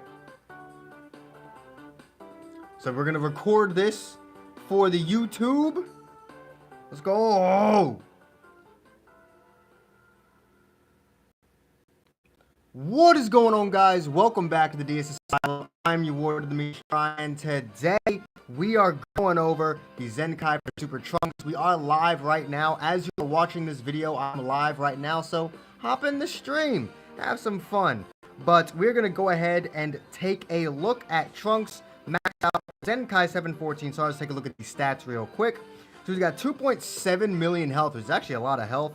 280,000, 239,000, 239,000 blast. Jesus Christ, there are extreme units with higher blast attack than him. I don't know why they keep the difference. Like, whenever they Zenkai these units, they always keep the difference between strike and blast. They need to stop doing that. His blast attack is just bad. Not even by Zenkai standards, by fucking extreme unit standards, his blast attack is bad. So, I don't know why they feel the need to keep the difference, but whatever. 180,000 strike defense, 179,000 blast defense. It's basically 180 on both. 4.9 critical, which is actually a lot, especially considering his Z ability is critical. And 2.4 speed. Pretty good, pretty good. His strike card has a 5% chance to inflict feint. That's already there. That was already there. So every single strike card he uses is a 5% chance to inflict feint, which is dumb. The blue card deals major explode damage. They didn't buff it to massive, which is kind of but we'll see. Inflict attribute downgrade 20% strike receive 15 time counts. That is, they increased it from to 20%. His green card, 20% to strike damage inflicted for 15 timer counts, plus 10% chance for strike cards to inflict feint on hit for 10 timer counts, and that is entirely unchanged. They raised it by 5%. They raised the fucking the strike damage by 5%. Whoop-de-doo. Alright, his main ability, they did mention that they took away the debuffs in his main ability, so that's good. So now it draws a strike arts card next, restore key by 20, and plus 75% strike damage inflicted for 10 timer counts. That's a pretty, like... The 75% strike damage definitely saves the main ability, but it's really not a good main ability. Like, I would say it's a pretty trash main ability. There's no heal. It's only 20 key for a character that probably doesn't have that much key recovery in his kit, let's be honest. It's like, it's just like you're guaranteed to land that last strike card if your opponent doesn't cover change you. So it's whatever. Zenkai ability is Green Hybrid Saiyan. That's the one I thought was most likely. So I wouldn't have minded Green Future or Green Vegeta Clan, but Green Hybrids is the one that makes the most sense. So moving on to his uniques. First unique, following effects occur when this character enters the battlefield. Plus 20% to damage inflicted, cannot be stacked. Already off to a bad start. Reduces damage received by 20% for 10 timer counts. Inflicts enemy with attribute downgrade plus 20% to strike damage received for 10 timer counts. This main ability is trash. I'm just going to be straight up with you. This main ability sucks. Only 20% damage. Only 20% reduced damage that only lasts for 10 counts. If the 20% could be stacked, like if he got 20% uncancelled damage every time he entered the battlefield, that would be fine, but man, this is not looking this is not looking too good for the boy over here. I mean, he essentially gets 40% with the debuff, but if they swap out, then it's back to only 20, right? Second unique, applies the following effects to self when one allied character is defeated. Increases card draw speed by 1 level, cannot be cancelled. That's good. Plus 40% key recovery cannot be cancelled. Okay, that's decent. It only needs one enemy or one ally to be defeated, so I'm fine with it. Applies the following effects to self if allied tag Jesus. Not if allied tag Jesus. If allied tag Vegeta Clan is defeated. Plus 20% to damage inflicted cannot be cancelled. Plus 20% to special move damage cannot be cancelled. It's okay. It's got like pseudo last stand because it's not like he doesn't actually have to be the last one alive, so it's okay. Third unique, applies the following effects to self after enemy attack is over. Restores ki by 30, gradually restores health each time count for 20 counts. Okay, your ki is almost always going to be full when a combo finishes, but alright. That's pretty bad. Applies the following effects to self when battle starts. 30% to damage inflicted cannot be cancelled. Reduce damage received by 20% cannot be cancelled. Applies buff effects, nullify enemy special actions when changing cover for 45 timer counts. Okay, so this will work in tandem with his main ability. This will allow you to do big damage once his main ability is over. But let's just go over the amount of damage he's getting. So he's getting 30% from this. If someone's dead, he's getting 21 or 20% from this, and that's only Vegeta Clan is, so I'm not even going to bother counting that. So in his entire kit, excluding the Vegeta Clan member being defeated and the 75% strike damage he gets from his main ability, he's only getting 50% damage inflicted in his entire kit. So, while not overtly terrible, it's not what we really expect from a Zenkai, or really any unit these days. The best part of his kit is this nullify cover change for 45 counts when the battle starts. That's easily his best ability. I'm not gonna lie, this Trunks looks pretty damn weak. I think, like, maybe the feint will make a difference for him, but this Trunk... Now, his strike attack is very high. 189,000. So, with the 75... I feel like for those 10 counts that he has the 75% strike damage buff, on top of the 50% that he's going to get here, and if a Vegeta Clan member is defeated, he'll have an extra 20%, and since one allied member is defeated, he'll have the card draw speed. He'll do super high damage for those 10 counts with his strike cards. Only with his strikes, though, because his blast is fucking terrible. His blast is awful. So, I don't know. I'm not a fan. I feel like this Trunks, they could have made this Trunks really good. Especially since he didn't even really have a kit. So they could have done whatever they wanted with him. And I feel like...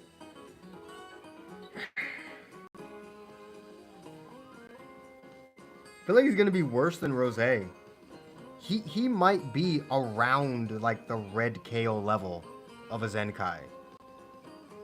Which is really sad, because I was actually really excited for this Trunks to get a Zenkai. But I'm not going to lie, he looks terrible. He's bad. He looks bad. His stats are good, except the blast attack.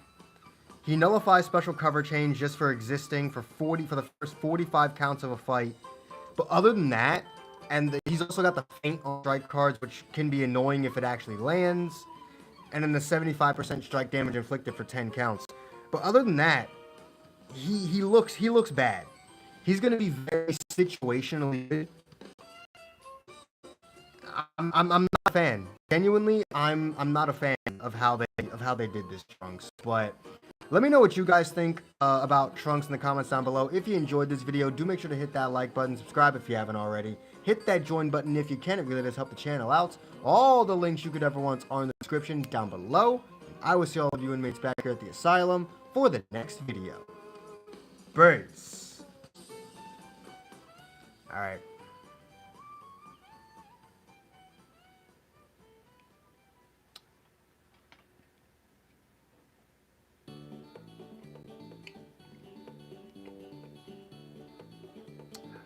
Why do I still have this switch here? Oh. Ooh. Someone joined the server, did they?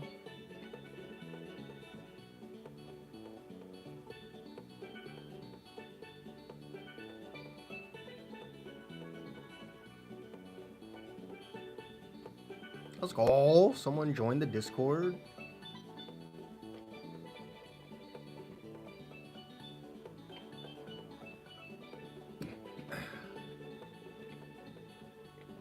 Yeah, I don't know. I'm not a fan of Trunks, man.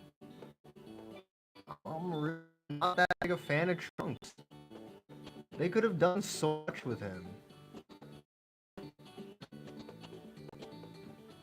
He had so much potential, especially already not having a kid. They could have done so much with him, and they just didn't.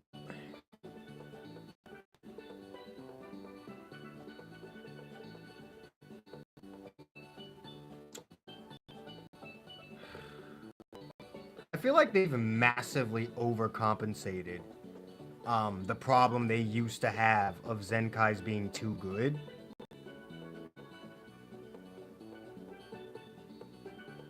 Also, I just realized something. I have no idea what the hell was going on.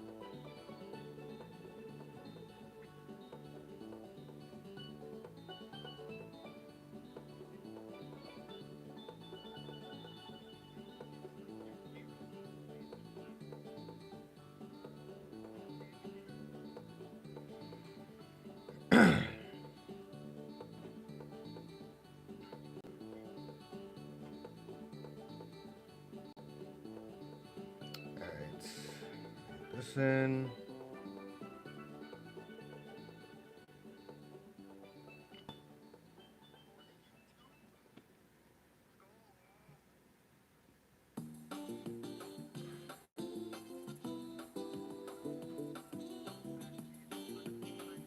So while that's doing that, I don't know, man. Trunks is most definitely a disappointment. 100% they could have done so much more with Trunks. I'm very disappointed in what they did with him. I think the 4-year anniversary would be as good as the 3. Well, the unfortunate thing we have here is the 1-year anniversary was great. The 2-year anniversary was the worst thing ever. The 3-year anniversary was pretty good. Which means we're in a cycle right now. That means the 4-year anniversary may not be good. Only the odd-numbered anniversaries can actually be good, apparently. Hopefully, you know, they're not that cursed, and that doesn't happen, and the 4-year anniversary is good, but right now it looks like they're caught in a curse.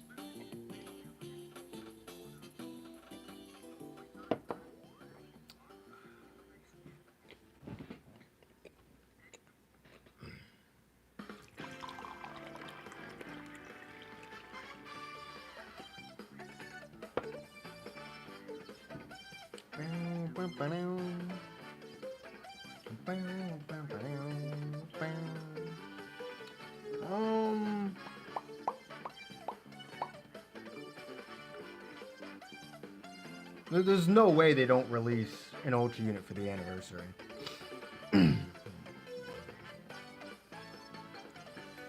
With the precedent they've set for Ultras, there has to be one every anniversary and every Legends Festival.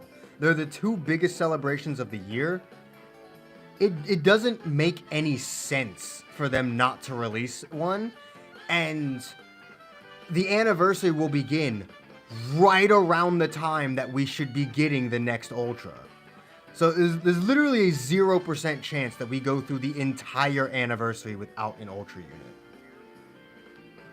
Whether they're the headliner or they're in part 2, whatever. But there's literally no chance that we go through the entire anniversary without an Ultra. It just doesn't make sense.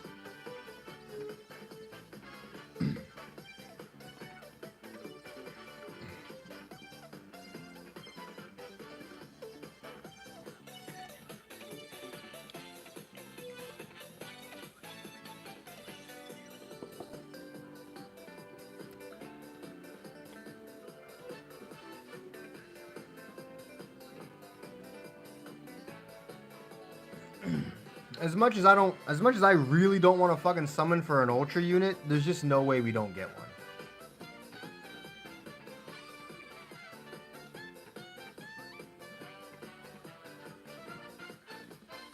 Summoning for Ultras isn't fun. The banners are always terrible. It's just, ugh. The only saving grace is that maybe the anniversary Ultra banner will be there longer than 2 fucking weeks. If it headlines the anniversary, it'll be there longer than 2 weeks. If it's part 2, then it'll probably only be there for 2 weeks like the other Ultras. But, ugh. Because there's no way they're going to have their headlining banner only be there for 2 weeks. That's going to be there for at least a month. But if it's part 2, they could just release it during the last 2 weeks of the celebration and boom. So, like I said, I don't really want to summon for an Ultra, but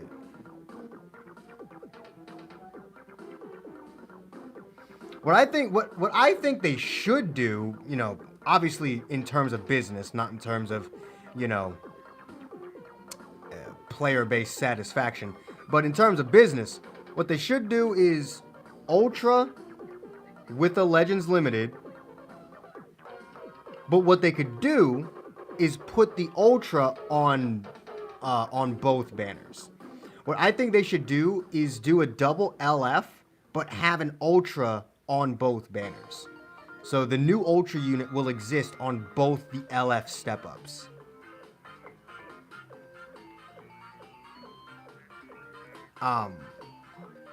That'll be a pain in the ass to summon on, because you're chasing both an LF and an Ultra on the same banner.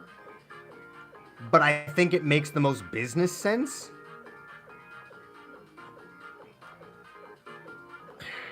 And then part 2 would either be another LF or it would be a standalone Ultra banner. Meaning there would be 2 Ultras released during the anniversary, which I don't think is going to happen. I don't think we're going to get 2 Ultras during the anniversary. But if they wanted to go that route, that's how they would do it.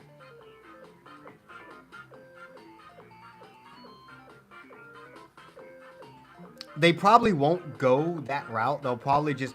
If they headline the anniversary... This is the only problem with headlining the anniversary with an Ultra, is that one banner would have the Ultra unit on it, and the other banner would have the Legends Limited unit on it, and no one's going to summon for the LF because the Ultra is obviously going to be better. So that's why it makes sense to hold out on the Ultra until part 2, but if they have 2 LFs and just put the Ultra on both banners, that will have people chasing 2 LFs and an Ultra at the same time. So, business-wise, that makes the most sense to me. But Bandai is bad at both player satisfaction and business, so it probably won't.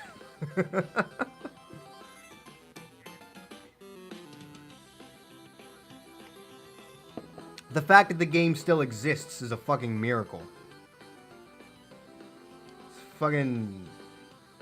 The only reason this goddamn game still exists is because of the Dragon Ball fandom.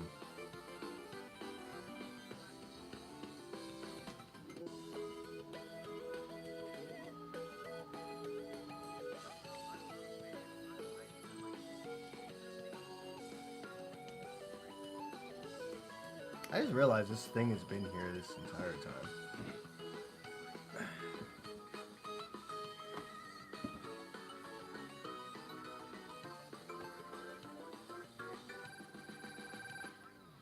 You are absolutely full of shit there.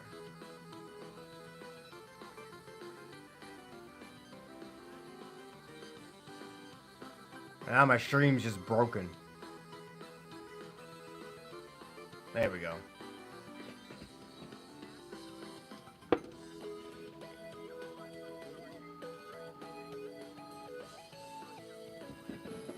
And only free-to-play players will be able to summon on a bunch of LF and Ultra banners at the same time. That's the point. Unfortunately, that's kind of the point.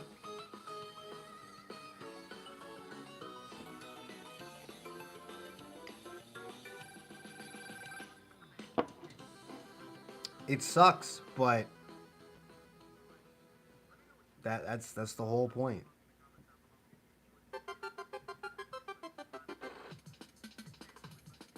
The point is to try and get you to buy shit.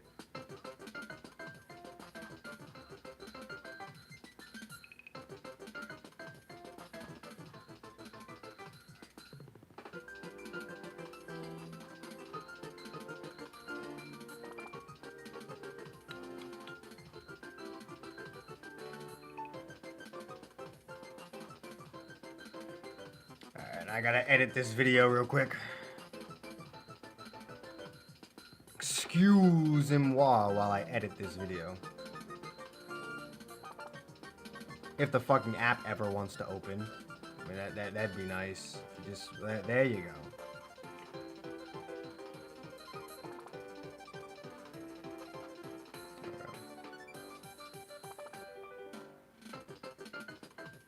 Actually the exact same length. What the fuck?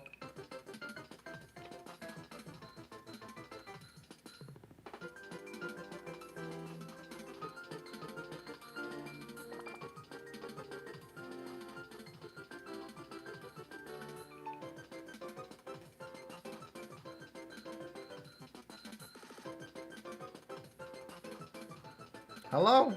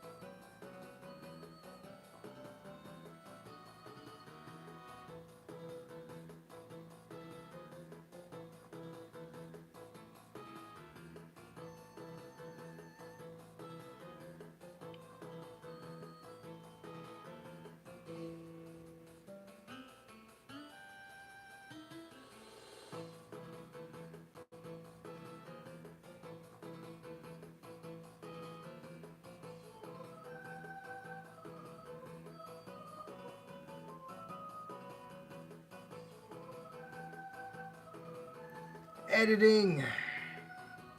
It's not a long process to edit my videos, but it certainly is not a exciting one.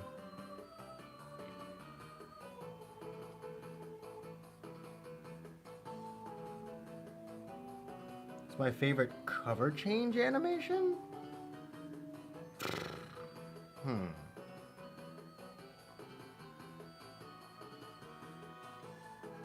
I've never thought about that before.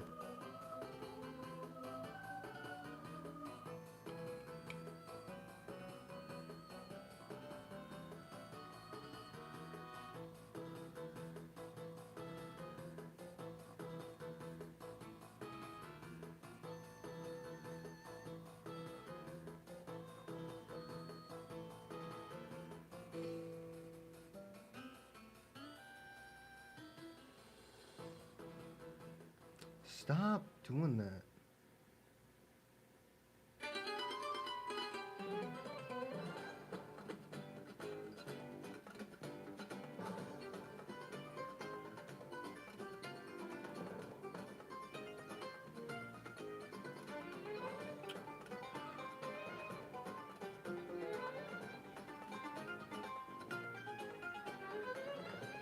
Saiyan 4 Gogeta's Blast. Yeah, that's a good one. It's a very funny and just fun animation to look at.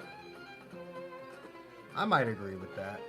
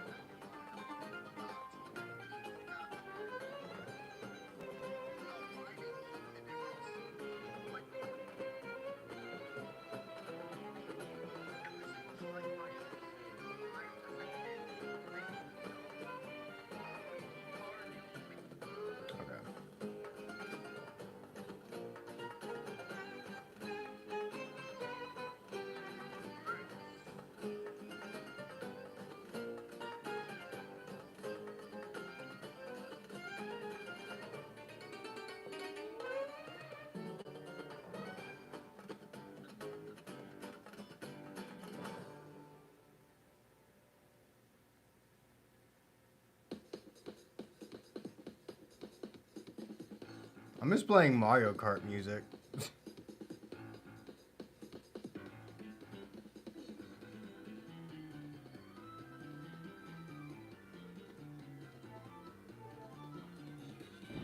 Alright. And this one got extraordinarily quiet.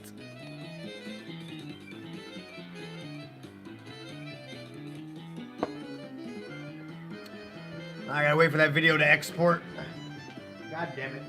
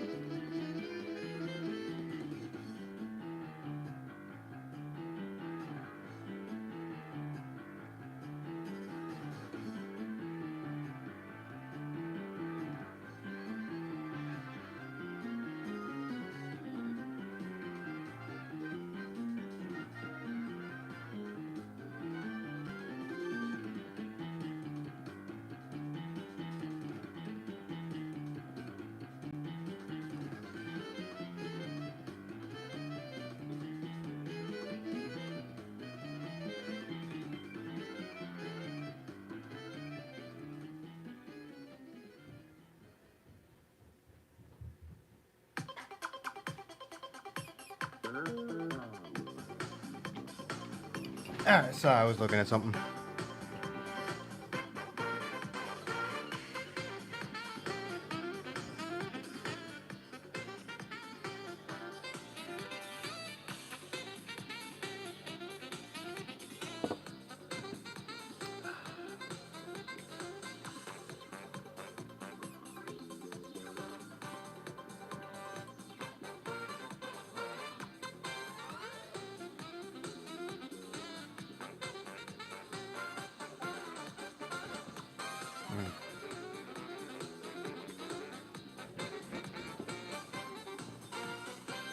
Let's do a quick search and see who else. See if anyone's made their videos on Trunks yet. Yep, there's Goresh.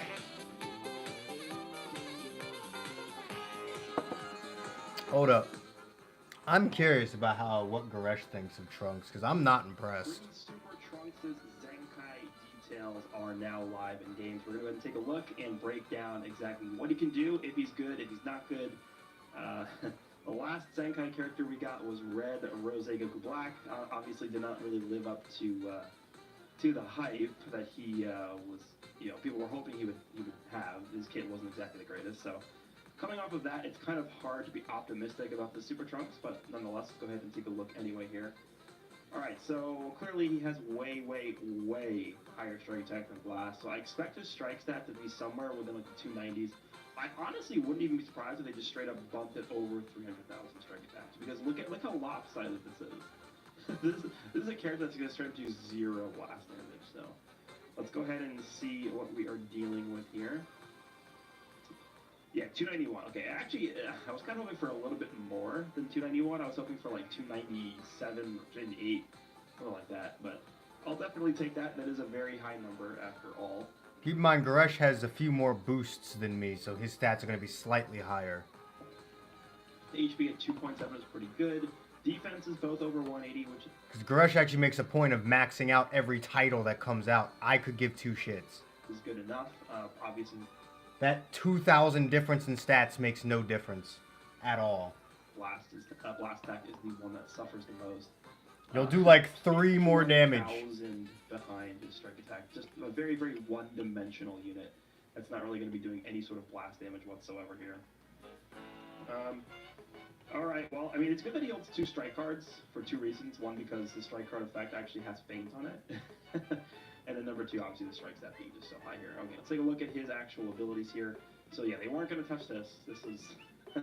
they weren't going to like bump up the percentage chance to get a feint from the strike effect on this, which is fine. Blast has remained the same. Blue card is Buster Cannon. Deals major explode damage, inflicts enemy that should be downgraded plus 20% to strike damage received for 15 timer counts. Wow, that's all they did. That's actually all they did to that. They couldn't have made that massive. They couldn't have given it just general damage. Like they just made it the. All they did was they made the 10% strike damage received debuff to 20%. That's it, and it's not good enough. All right, nope. Card. Let me see if you give key or not. You do not. Okay. 20% of strike damage inflicted for 15 timer counts, and 10% for 10% chance for strike arts to inflict feint on hit for 10 timer counts. Literally all they did. Literally all they did was they buffed the 15% of strike damage inflicted to 20%. That's it. Come on. Actually, that's not true. They also lowered the cost a lot, because the cost used to be, well, it would have been 21. I guess they lowered the cost to 11, which is good, because 21 would have been way too much key for this. So I guess that is a pretty underrated change, but pretty underwhelmed by the blue and green card changes. I don't know if it's a bad sign here, but let's go ahead and take a look at his actual abilities. The main ability is True Power. So he draws a strike card next. He gets 20 key, and then he gets 75% strike damage inflicted for 10 counts. So they actually did not change the length of his strike damage buff from the main ability. Now, obviously, 75% is a big number. It's going to be very, very noticeable in terms of the difference in damage when you pop the main ability. But 10 counts, I mean, that is literally just like the combo that you are currently in the middle of. You only want to pop this if you have, like, you know, at least like 1 or 2 strike cards in your hand and you're in the middle of a combo. Otherwise, this is a useless main ability. Not even. Something else to note is you need to do that when you have like 3 strike cards, someone's dead, and you're switching in on a blast. So like you instantly come in. Since he draws the strike, you'll have 4 strike cards. Well, is that unless this guy has some kind of anti-cover change in his kit, like in unique abilities anywhere, this is going to be a very bad, like, I guess, skeleton for the character to be based off of, because you pop this main ability, guess what your opponent does? They just cover change into a character that has strike cover changes. And there's nothing you can do about it. So again, I'm hoping that in his kit somewhere he does have, like, you know, special cover change notification somewhere in there. Alright, Zenkai ability, I was definitely predicting this to be a hybrid green buff. Off chance we get Vegeta Clan, and then really low chance of, like, Cell Saga. I don't think there's any chance of future. So let's see here. Yep, it is green hybrids. Okay, so that is what I expected. Nice, that's pretty good. Okay, let's take a look here at his unique abilities. Right, first one is Bursting of Power. The following effects occur when this character enters the battlefield. 20% to damage inflicted cannot be stacked. Reduces damage received by 20% for 10 counts. 10 counts is pretty short. Then he gets inflicts enemies after downgrade, plus 20% to strike damage received for 10 timer counts. Inflicts enemy. So it's not even all enemies, it's just that one enemy that you're up against. Okay. Now keep in mind, this character is so old that they've basically done away with his unique abilities like completely that he had before the Zenkai, and like these are basically 4 completely new unique abilities here.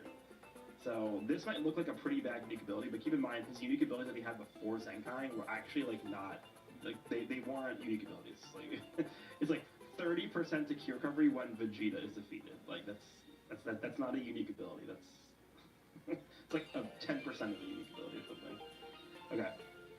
Next we have Enraged. Super Saiyan applies the following effects to self when one allied character is defeated.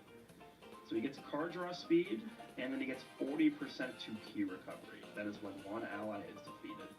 Also applies the following effects to self if an allied tag of the Vegeta clan is defeated. 20% of damage inflicted cannot be cancelled, and then 20% of special move damage. So he gets stronger when the Vegeta clan allies are defeated. So basically, if you have a defeated Vegeta clan battle member, he's getting the bottom portion and this top portion. So he's getting card draw speed, 40% Q recovery, 20% damage inflicted, and 20% special move damage when Vegeta clan ally is defeated. That's pretty good, but I don't know if they needed to necessarily lock this behind having a dead Vegeta clan ally. That's a pretty, I don't want to say niche scenario, because like the Vegeta clan ally is not that hard to like put on your team, right? But we'll see. Dauntless Potential is the third unique ability. Applies the following effect. Dauntless Potential. Attack is over 30 ki, and then gradually restores health each timer count for 20 counts. This is potentially, just from initial glance, this is potentially one of the single worst Zenkai unique abilities I've ever seen. Yep. Come on. What is this? What is that?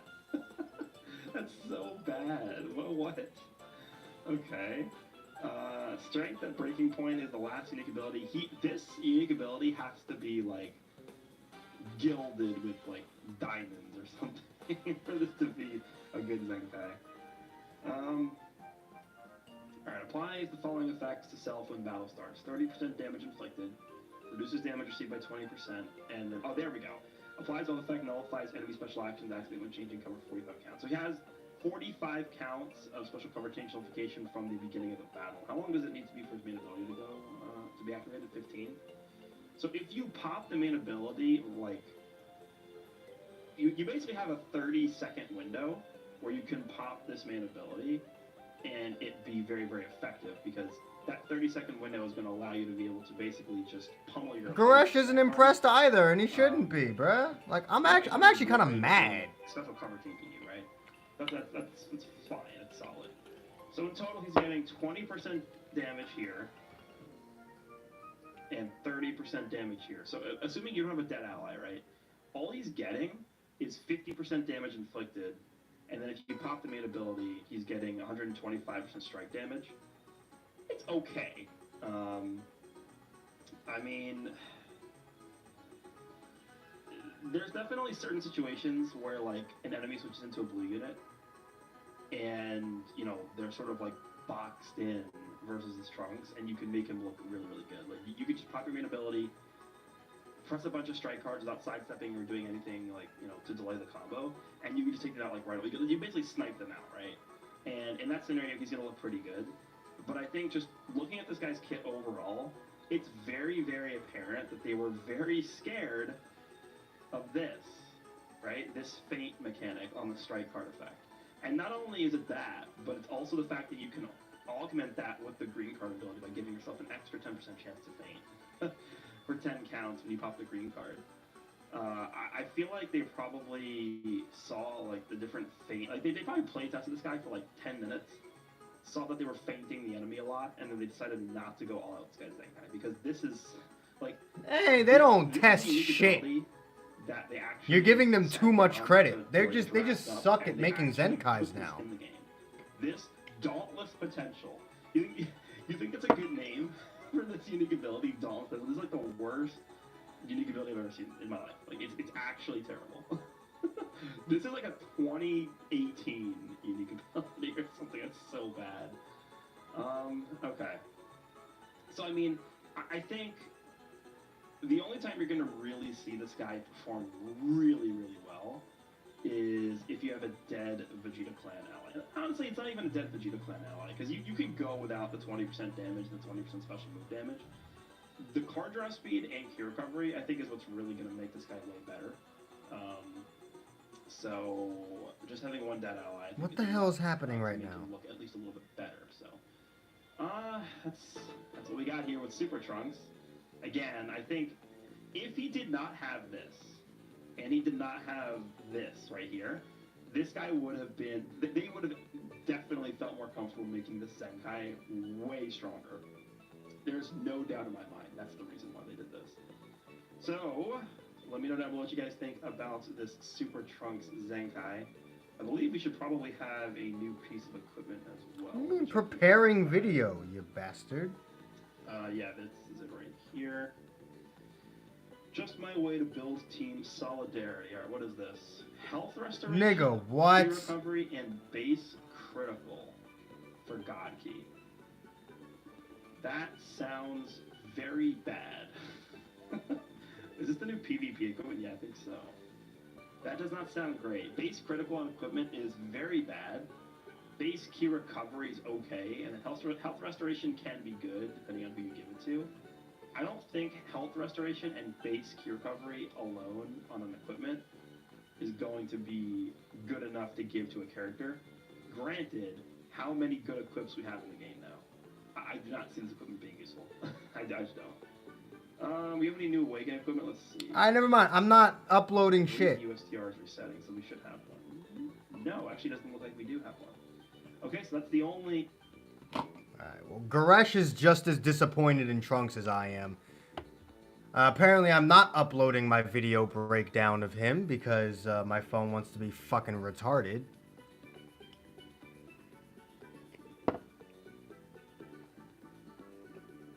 So, I won't be doing shit.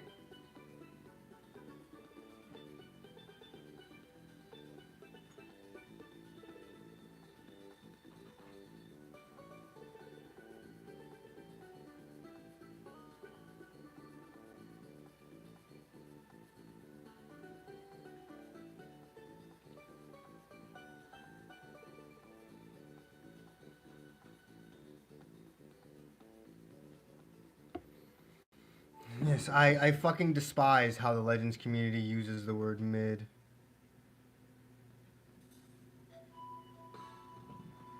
Oh, I understand it. I understand the fact that the standards of Zenkais have now become that of an extreme unit. They went from being the best units in the game to some of the worst units in the game in the span of about 6 months.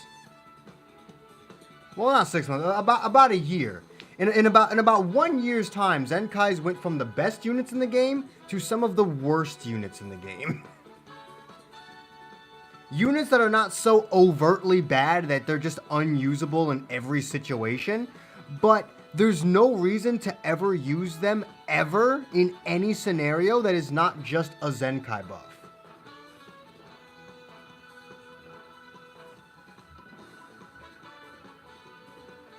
And Trunks looks about as bad as Red Kale.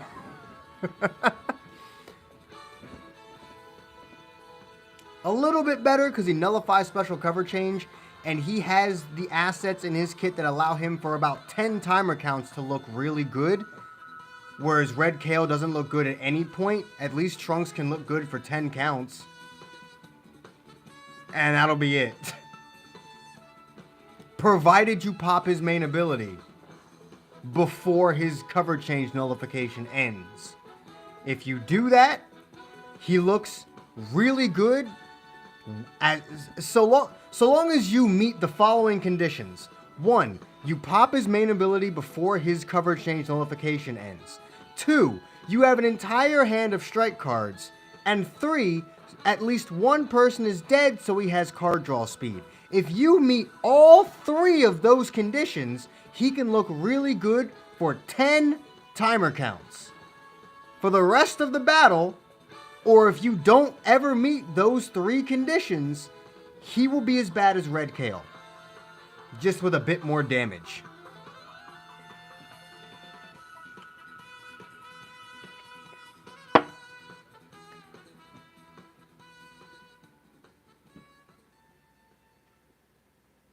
This is one of the worst Zenkais I have ever seen. This is without question in the top 5 worst Zenkais I've ever seen. He's up there with Kale. He's up there with Purple Scouter Vegeta. He's up there with fucking... What other Zenkais were bad? Like on release. Red Cell was actually pretty good. Just nobody gave him the time of day because of Revival Cell. Turles was pretty good too, but no one gave him the time of day because his Z ability is trash. And the leader slot didn't exist yet.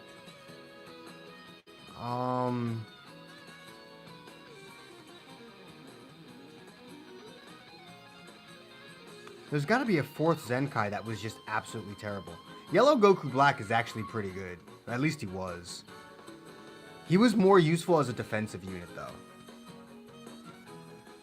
That nigga was tanky as hell.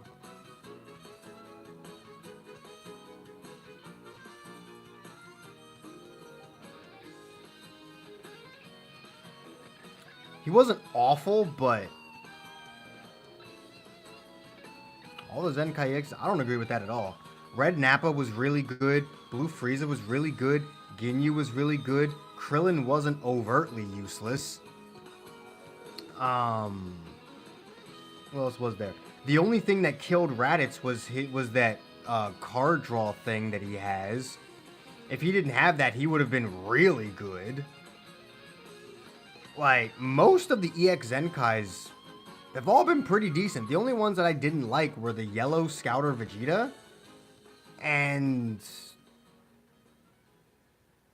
nah, just Yellow Scouter. Yellow Scouter Vegeta is probably the only one that I didn't like.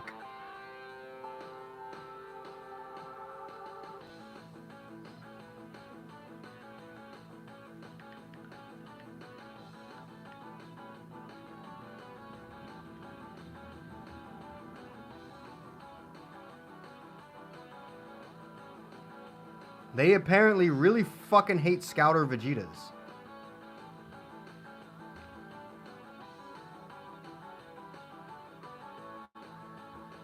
Nigga, what the hell are you talking about?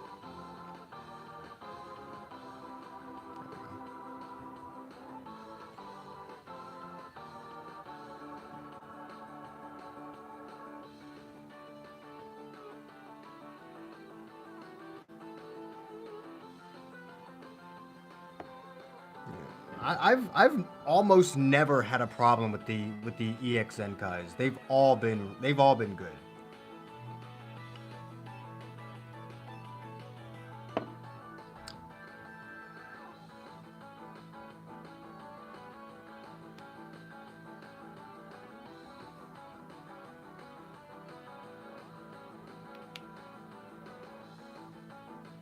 Yep. They might as well have not Zenkai'd him. Like, genuinely, they might as well have not Zenkai'd him because the only significant buff he got was to his fucking stats. That's it. His stats are really the only thing that is better. Like, he is garbage. Like, he fucking sucks. Trunks actually just sucks, bro. It is fucking infuriating. Why is he so big?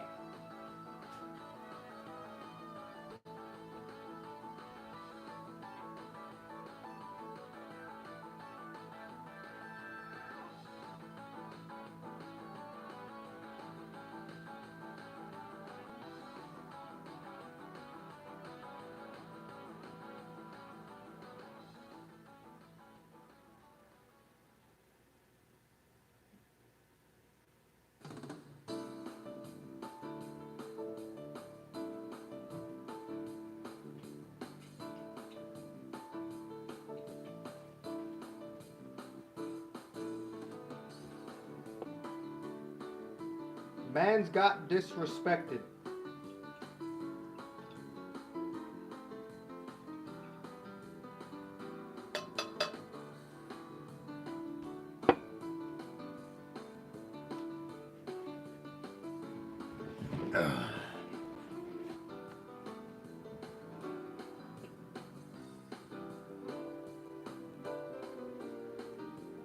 I don't want them to get rid of the gauntlets. It's a free 700cc at least.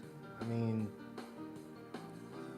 and at the end of the day, no matter how bad a Zenkai unit is, their Zenkai ability is always useful, so.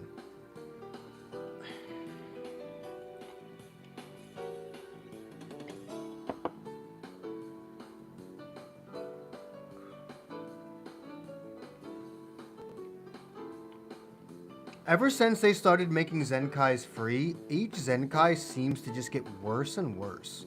With one random really good Zenkai just sprinkled in there. But for the most part, each one has gotten worse than the last.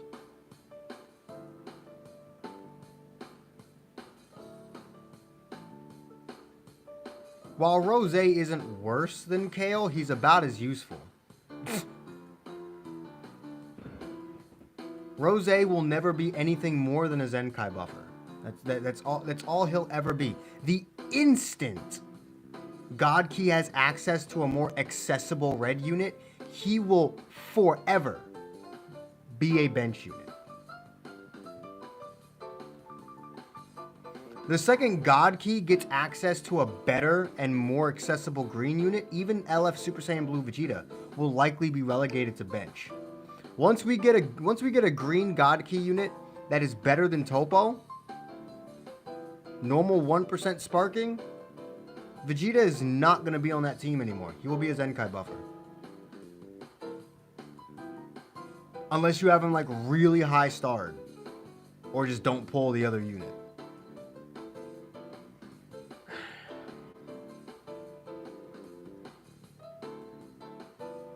I don't know which is worse. Zenkais that run the game or Zenkais that literally make no difference in a unit.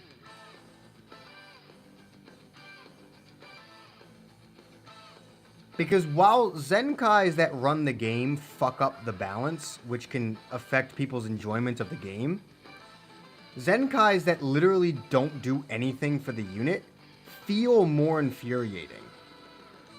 Because with Zenkais that run the game, you can just release something that counters them and we're good. All you need to do is just build a different tag that can beat this other tag and we're good. Once fucking Mono Purple and fusions and movies were able to beat the crap out of hybrids, hybrids disappeared.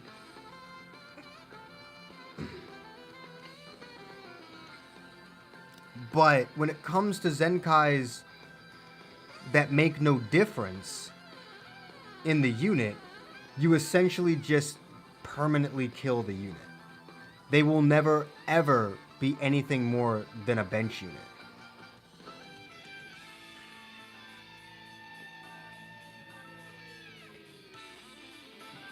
Who knows? He is a Super Saiyan, and as we all know, they routinely screw over Super Saiyans. So maybe he'll look good with Bardock. He does have the increased base critical, and Super Vegeta has the increased critical damage. You pair those two together with Bardock, you get access to all of Trunks' uniques and Bardock's buffs and those Z abilities. Maybe you can make Trunks look good. But I shouldn't have to do all of that to make a unit look good.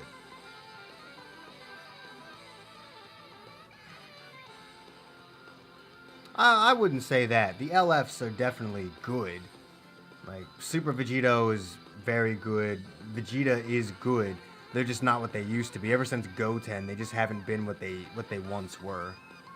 Like, we're never going to get a Zenkai. Thank God. Like, I'm not upset that we're never going to get a Zenkai like FSK again. That's a good thing. But, like... they've massively overcompensated. They've massively overcompensated for the problem they used to have of making Zenkais too good. Now the Zenkais aren't good enough. They've done a complete 180. They didn't fix their problem, they changed their problem. All they did was change lanes. They're still going in the same direction, though.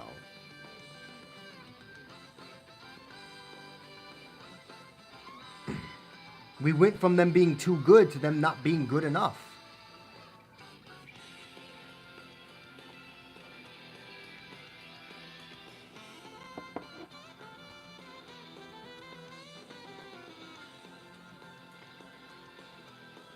Man, what's up?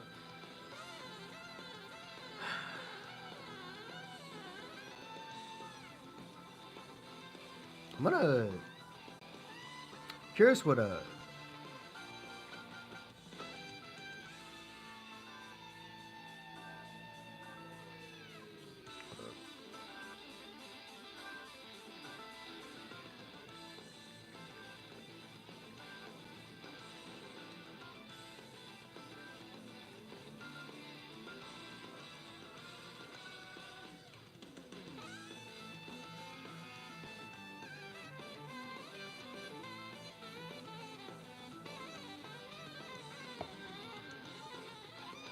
They just don't know how to balance anything. That's the problem.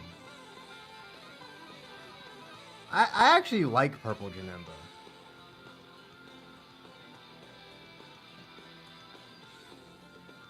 Purple Janemba is pretty underrated. I actually like Purple Janemba. Is he the best Battle Gauntlet Zenkai? No. We did have Super Vegito.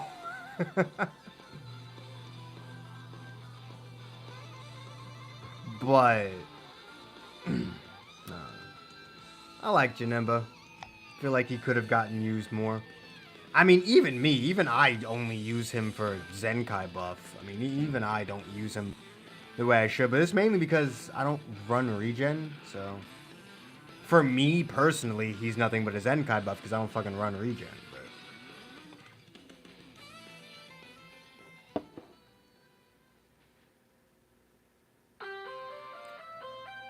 Bro, I couldn't tell you the last time I looked at any BBC News. Fuck.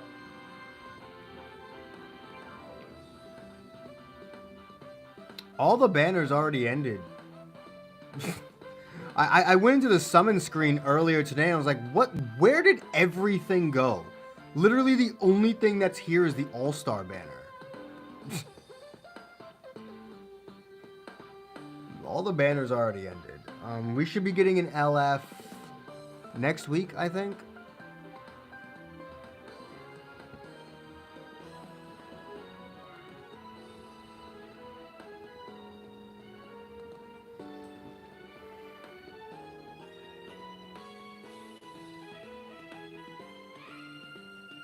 Honestly, I think Super Vegito is a fairly... I wouldn't say like perfectly balanced, but I honestly don't think Super Vegito is anywhere near the realm of broken. I think Super Vegito is what a Zenkai should probably be.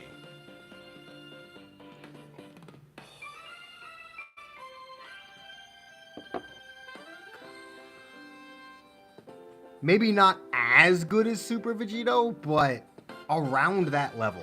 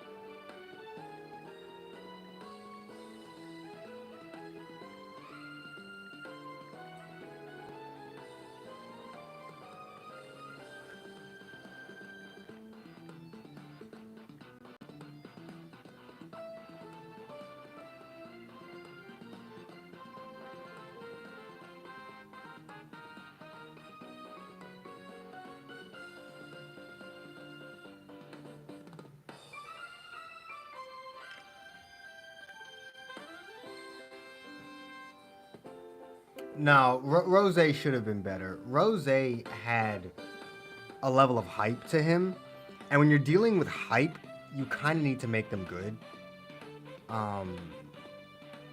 Rose should have been one of the higher tier Zenkais.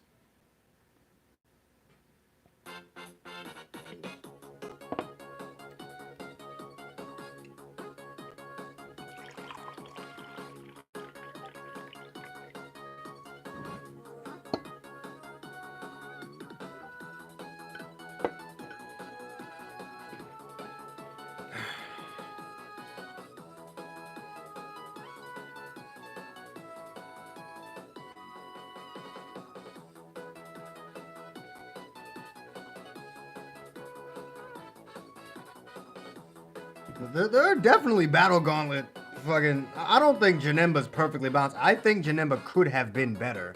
Like, they didn't need to keep him at that level. They could have made him better without breaking the game.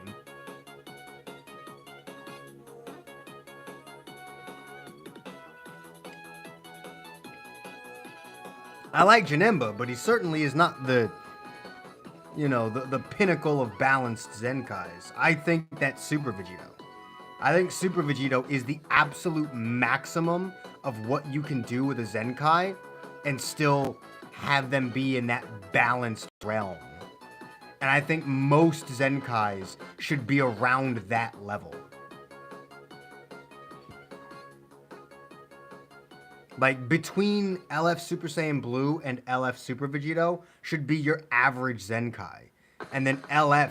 Honestly, LF Zenkais should be the best units in the game. Like, I'm sorry, but there's no fucking reason why LF Zenkais shouldn't be the best units in the game. They're fucking Legends Limited units plus a Zenkai. They should be the best. Maybe Ultras, okay? Maybe the Ultra units can be better than them. But that's it. LF Zenkais should run the game, just not to the extent that FSK did. He was far past any form of balance. But LF Zenkais should be the best, or at least second best group of units in the game. Only behind Ultras, and not by that much. Now, in that vein, Ultra Gogeta is too good, so...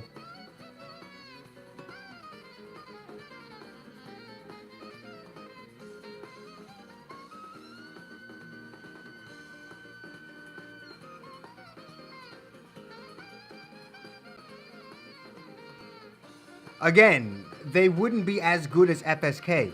I think a perfect example would probably be, like, every single LF Zenkai would probably be around the level of, like...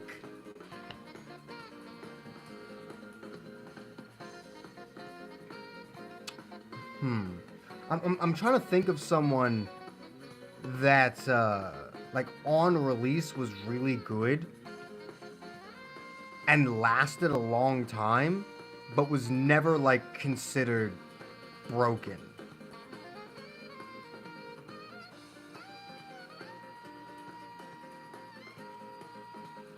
Probably Super Saiyan, the 1 year anniversary Super Saiyan Blue Goku. That Goku literally lasted until he got Zenkai'd. Like, people were still using him when he got Zenkai'd. So I'd probably say around that level. A unit that is very good, a staple on all of their teams, but not overtly broken.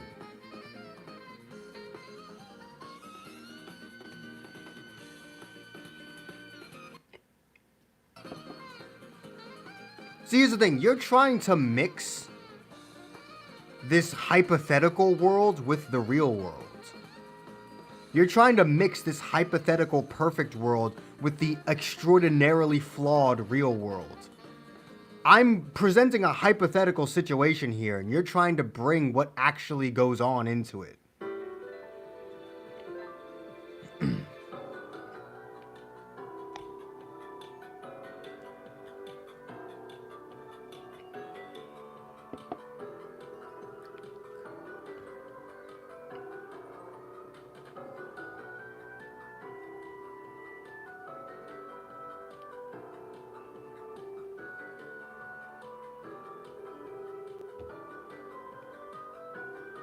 I just realized I didn't actually make the thumbnail for Trunks's video.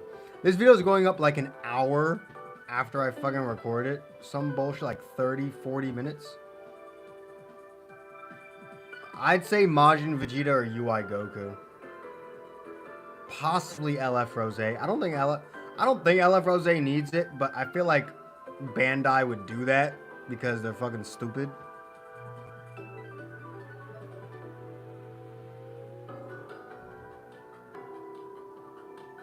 So I would say the most likely candidates for the next LF Zenkai are Vegito Blue, Majin Vegeta, UI Goku, and Rose.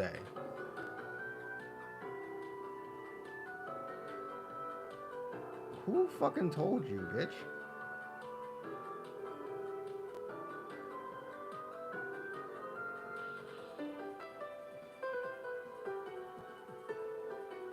Trying to find my thing.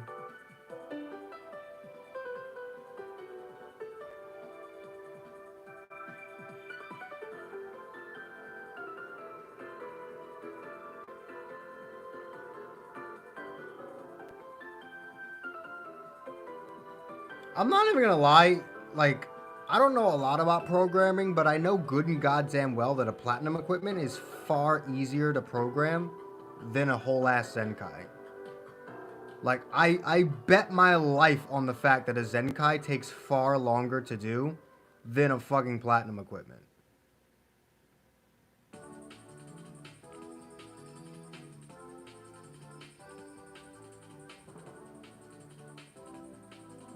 Oh no, UI Goku could get a Zenkai tomorrow. We could get surprised and UI Goku could get a Zenkai with Trunks. Hot fucking damn does UI Goku need one. It's almost pathetic how badly UI Goku needs one.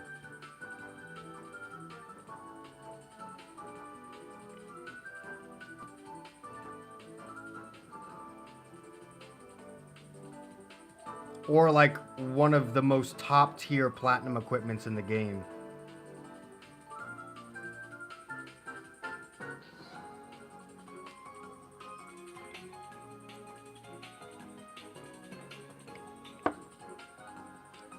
Well, considering Gogeta Blue already has access to a platinum equipment, I wouldn't be surprised. Remember, they gave Frieza 2 fucking platinum equipments in the span of like 1 week. So I wouldn't even be surprised if they just gave Gogeta Blue his own platinum equipment simply because he already has access to one.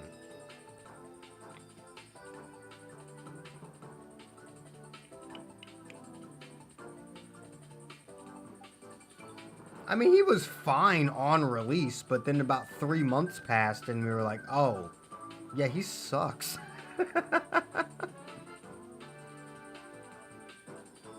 Well, he doesn't need any help in attack. His attack is fine. For the most part. Like, obviously he can use a small boost in his attack. But his damage is fine. It's the fact that he literally just doesn't exist in a match.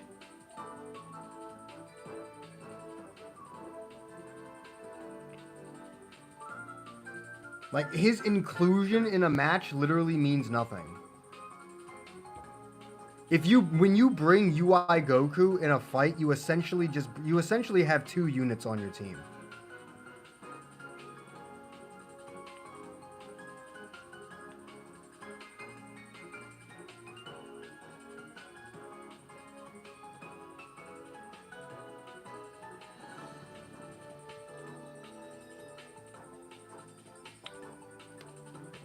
This one should do just fine.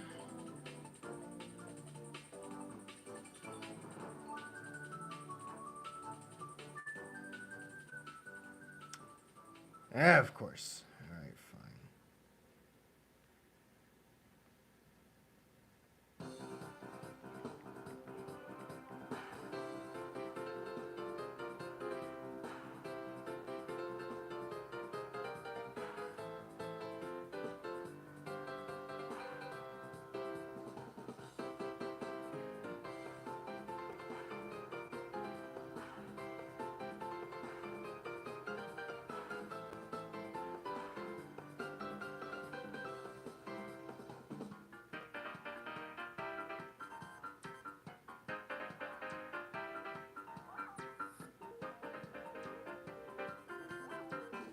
What the hell just happened?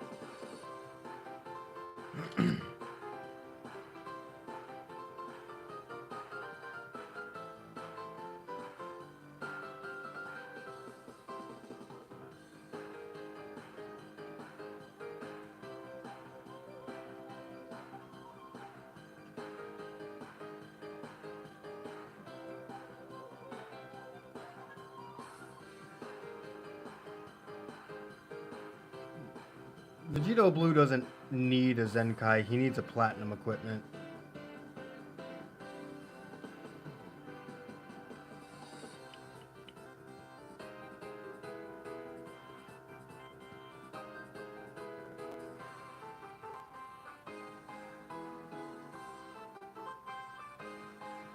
He's needed a platinum equipment for a while, but he sure as hell doesn't need a Zenkai.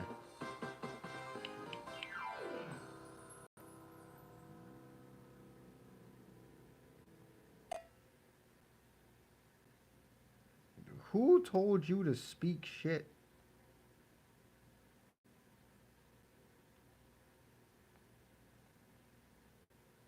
What just happened? Did my music just end? I think my music just decided to end.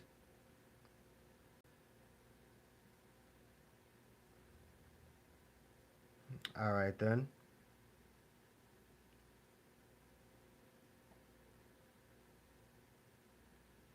Alright, set this video to go public now. Alright. That's finally done. Damn music ended. Fuck it, 1 hour of Coconut Mall.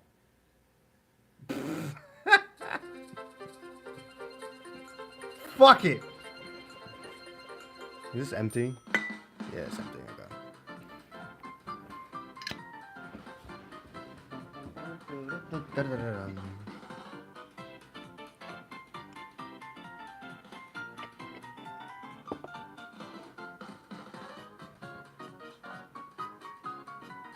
Yep, they literally had to introduce a new kind of mechanic for platinum equips just for Gogeta and Super Saiyan 4 Goku.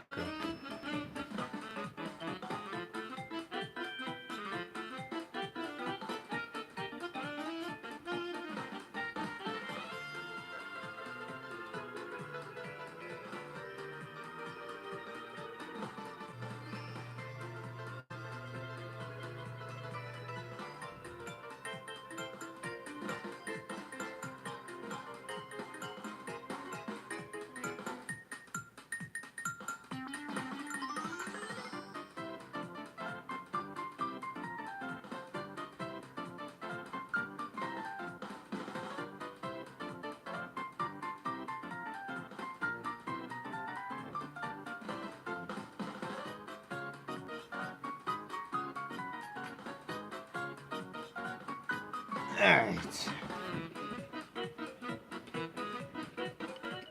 Oh, we already surpassed the 4 hours, boys.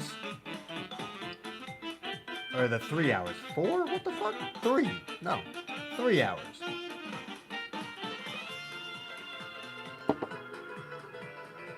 It's fine. Realistically, I should end my stream now so that the video does well, but...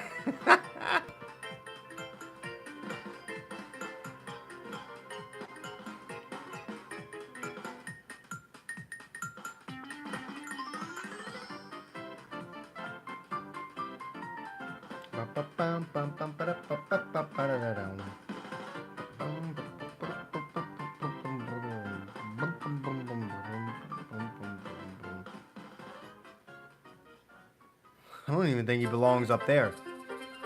If we're talking about game press, like 70% of the units below him should be above him.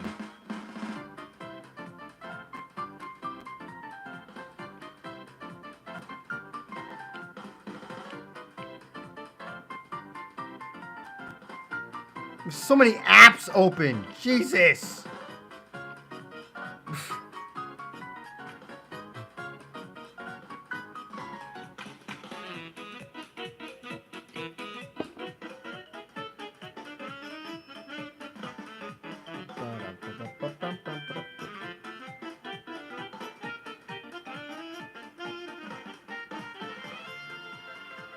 Have they ever Zenkai'd an LF during the anniversary? I don't think they have. The Zenkai for the second anniversary was fucking Red Trunks. And the Zenkai for the 3-year anniversary was fucking Super Saiyan Blue, not Super Saiyan Blue, the Blue transforming Gogeta.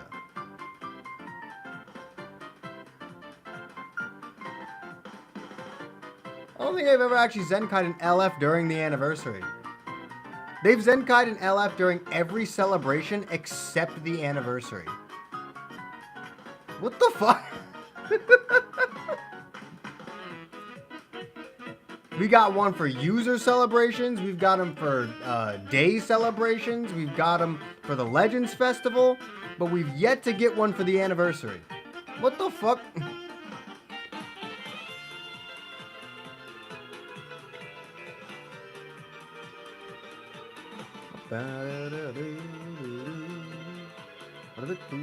I care. Like, I'm sorry, I don't really give a fuck how much Legends tries to treat the Legends Festival as the bigger celebration. The anniversary should be your biggest celebration. It's literally celebrating the day your game came out. The anniversary is celebrating your existence. Your place in this universe. Your data amongst the cosmos.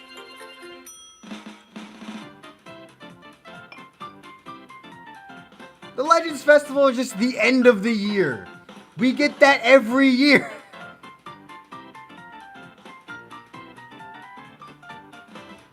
If it means nothing, then why are you here? Because I do nothing on this channel but express my opinions. So if it meant nothing, you'd have no reason to be here.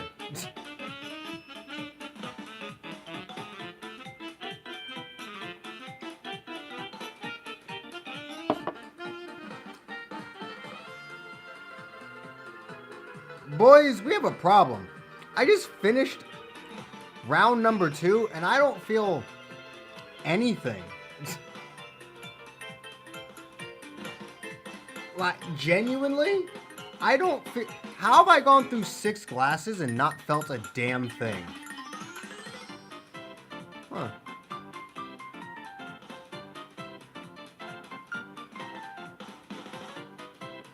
It's an interesting concept right there.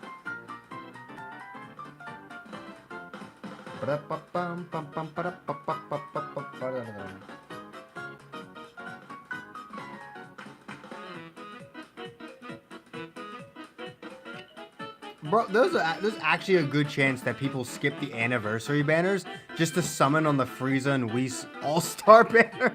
Because that fucking thing's gonna outlast the anniversary! Goku!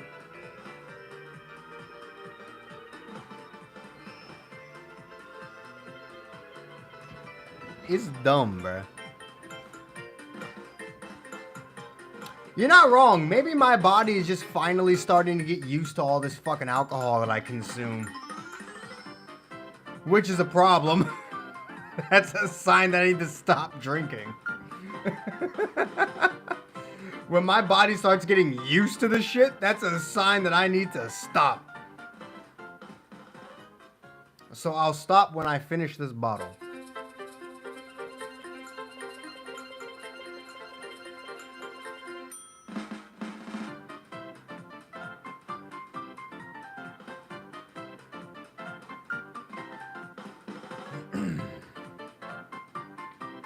Bro, the streams during the anniversary are going to be fire. Not because we're going to do anything special, just because I'm going to be live all the time. I'm making content out the ass. Now, the type of content I make will depend on whether or not the anniversary is actually good. So there's that. Whether I'm making fun content or angry content will solely depend on how good the anniversary is, but...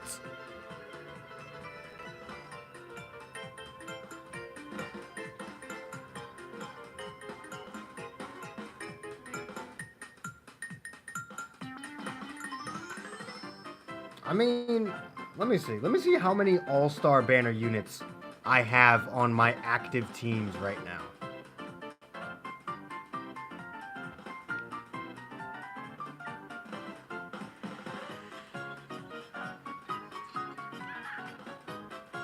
I mean, what's your excuse for LFs? Because we get more LFs than we do All-Star banners.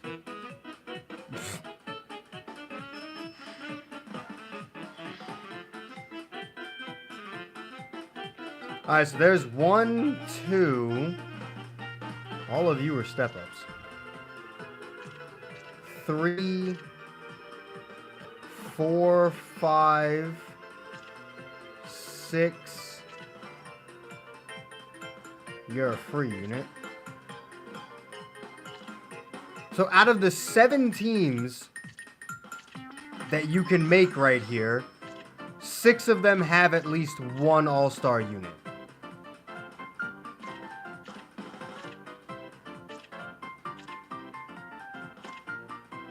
With some of them having 2.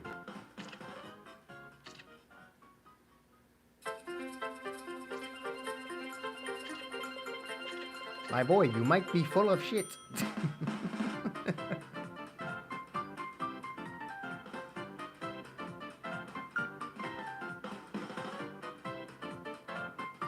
That's the point.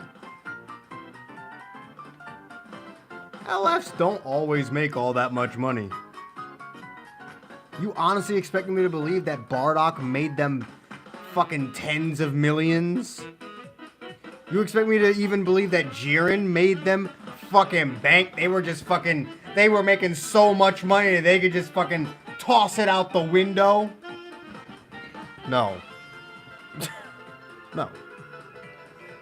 LFs, I would argue, make less money than All-Stars because the All-Star units tend to be better and they're just about as hard to pull because of all the fucking units they put on those banners now. So...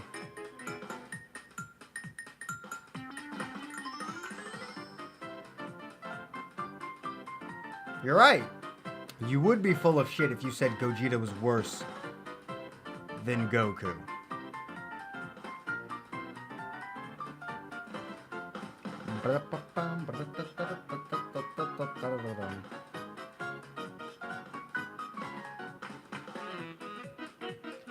They are, but keep in mind, the better the unit is, the more they'll spend.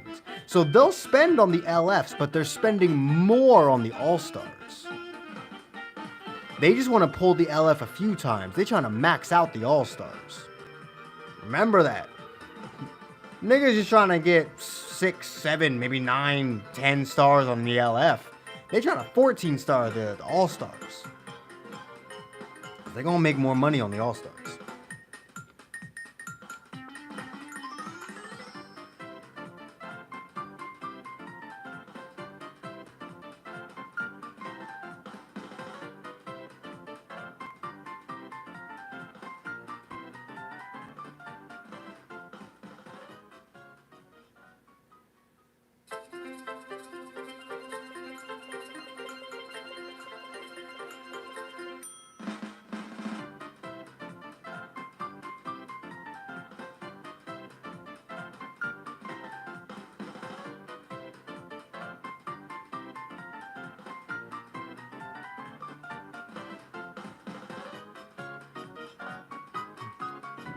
Bruh, with Angel Frieza by my side, I actually just don't even have a problem with Ultras anymore. Both Goku and Gogeta are just like fucking... Koku desu yo! Dead.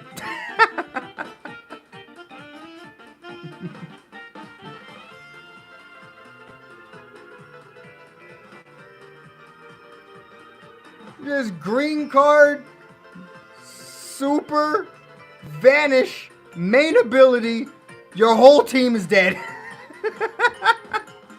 Why is Angel Frieza so busted? So dumb. Angel Frieza is actually stupid.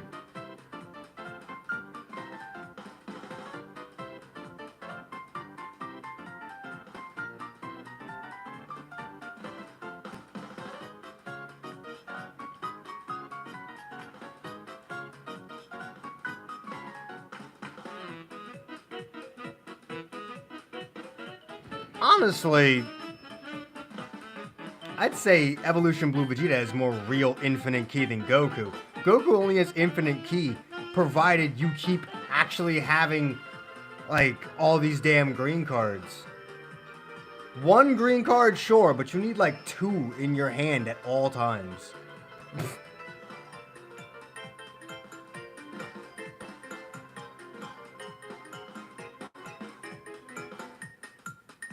The difference is Goku has like lesser infinite ki but the card draw speed, while Vegeta has the better infinite ki but no way of using it because he doesn't have card draw speed. If you combined Goku and Vegeta, you'd have Vegito, but you'd also, or Gogeta, but you'd also have an actual unit that can utilize infinite ki.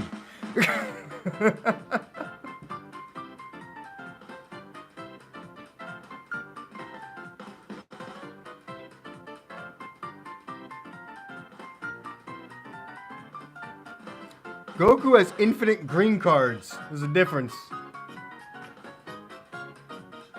And that green card only gives him 1 extra card. I don't know why people are like, oh, him drawing that green card when he fills up his unique gauge is so dumb. He gets 1 card. 1. Your combo ends after that. What the fuck do you...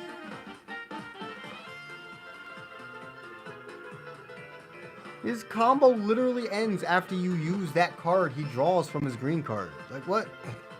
Maybe you get 1 more card out of it if you have the double card draw speed. But by the time you fucking use the green card, you probably don't. Because the green card is either at the very beginning because you got it the second you charge stepped, or it's at the very end because you had to refill the entire gauge. I have never been hit with a 70 hit combo by Goku. Ever. Not even close. Not even half. Wait, no, half of 70 is 35. I've been hit with a 35 hit combo by Goku. Okay, so more than half, but nowhere fucking near 70. The fuck? That's the type of shit when you have like +3 card draw speed and like 80% ki recovery. And each card you draw gives you like 30 ki.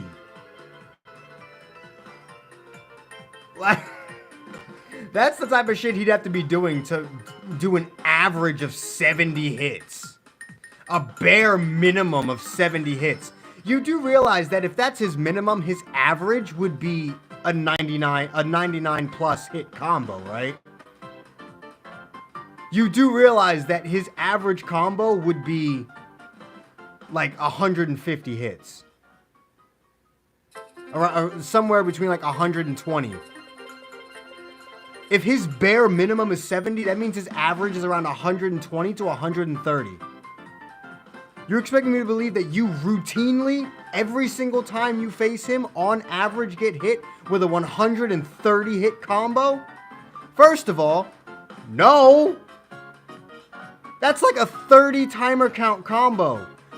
You can swap out so many times, and even if you pop his main ability, his cover change doesn't even last long enough for him to do a combo that long. His cover change nullification actually does not last long enough for you to perform a 130 hit combo.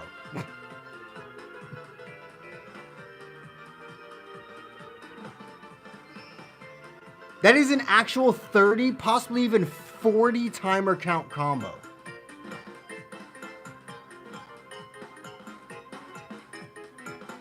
A 130 hit combo would kill all 3 of your units twice. With the amount of damage Goku does, a 130 hit combo would kill all of your units twice. So what the fuck?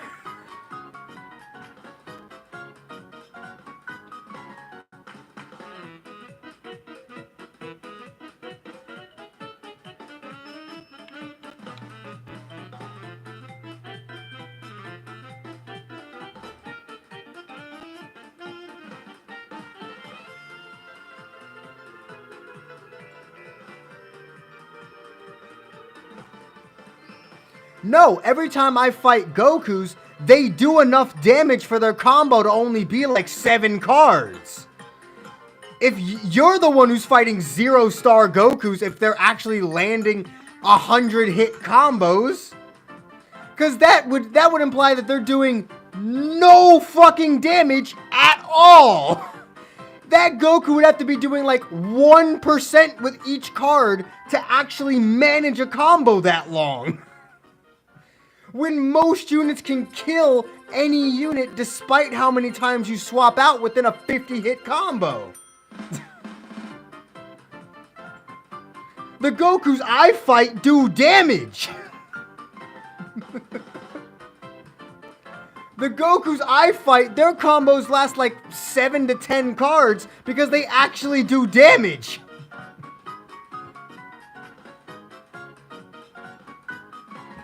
Seven to 10 cards is a long-ass combo, but it sure as hell ain't fucking 70 to 125 hits.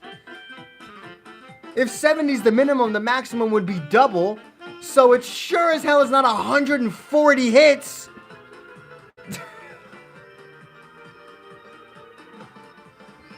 Because at 140 hits, my entire team would be dead.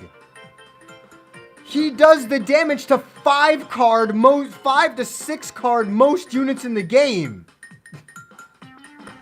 So no, I don't run into Gokus that are doing 70 hit combos, because a 70 hit combo would kill my entire team.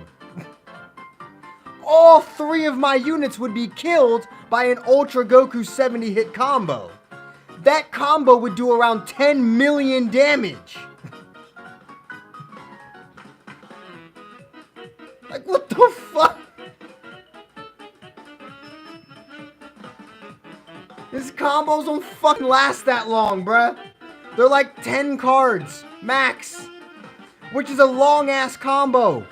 But that's like 40 hits. A 10 card combo is like 40 hits. 50. 70 would be the max.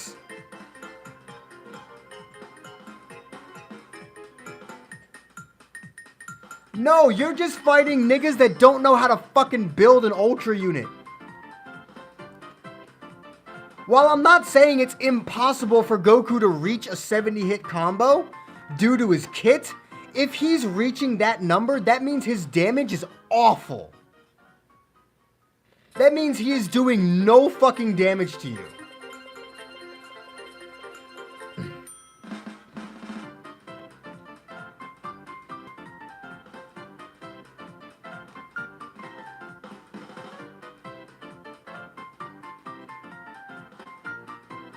Ten cards is the max that I face. It's usually 10 cards from Goku, then they swap out and do another 15.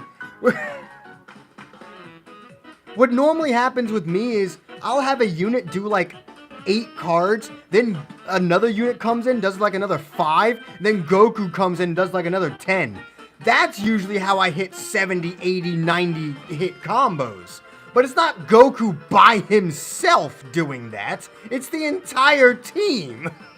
They have to swap out between all of their units to manage that.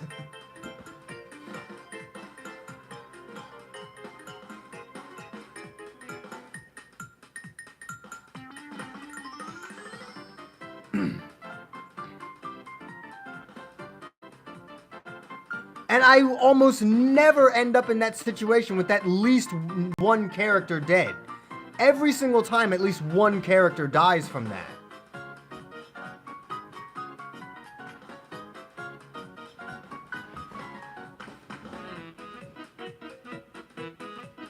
Like, these people have to be building their fucking entire team so defensively that even an Ultra unit can't do damage.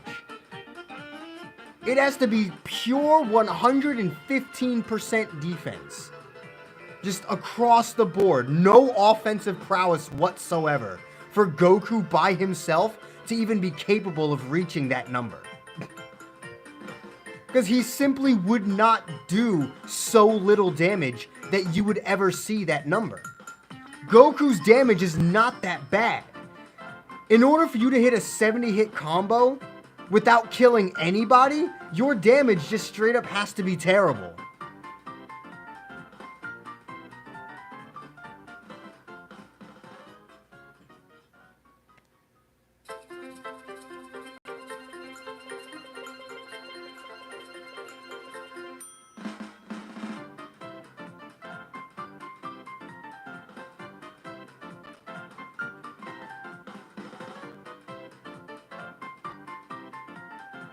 I routinely get hit by 30, 40, 50, not 50, but like 30 to 40 hit combos by Ultra Goku.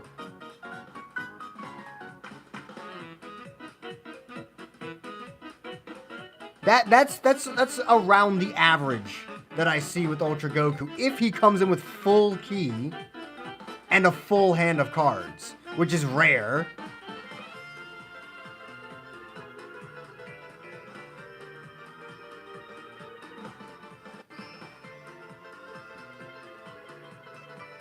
To have both full ki and a full hand of cards.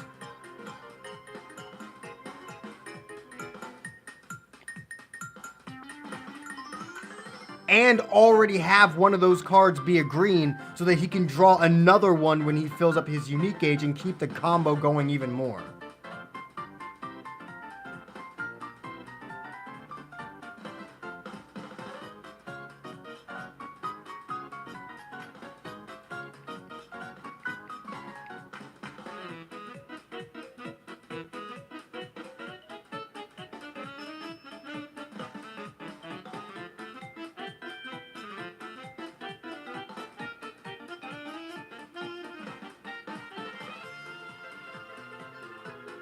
Full ki is not that easy. When you exit a character with 10 ki, most characters don't give you 90 fucking ki when you swap out. The reason you swap out is either to gain type advantage, a card, or ki. So, when you're swapping out with like 20, 30 ki, most units don't give you anywhere from 70 to 90 ki on swap outs. And even if you gain ki on swap in, the most I've ever seen is like 60 ki. Like 60 ki when a character comes in. And if you're swapping out with 40 ki left, there's something wrong with you. Or you're really desperate for type advantage.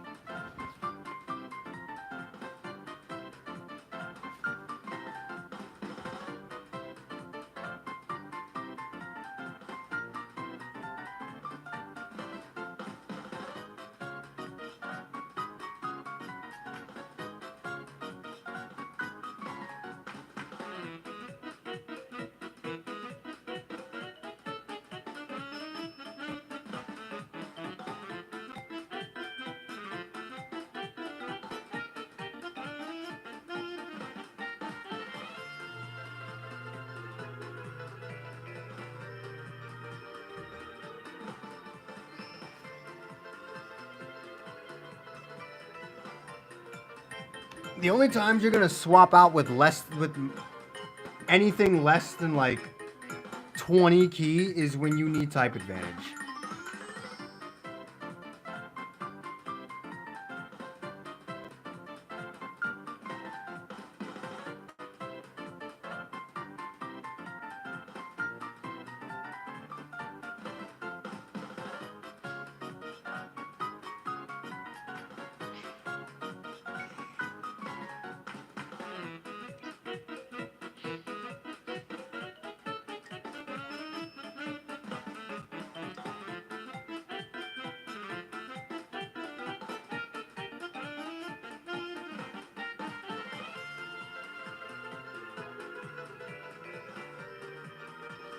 So he gets 30 ki when he enters the battlefield.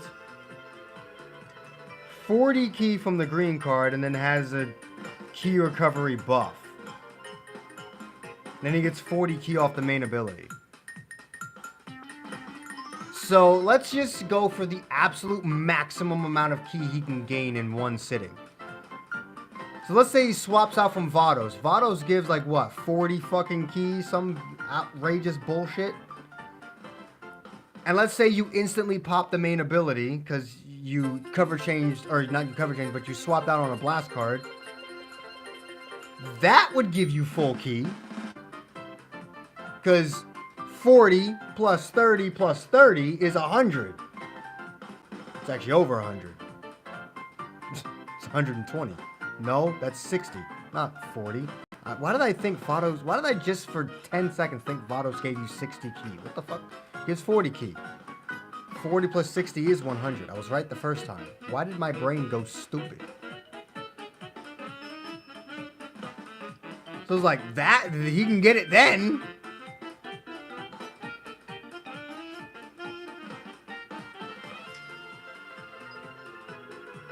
I'm gonna need you to start sending me matches whenever you fight in Ultra Goku. Because honestly, you sound so full of shit. Because I have never once, not one time in my probably like 100 matches per season, have I experienced any of the shit that you have. And I fight at least 5, 6, 7, 10 Ultra Gokus a fucking day. I see that fucker every single day, usually stapled next to Gogeta.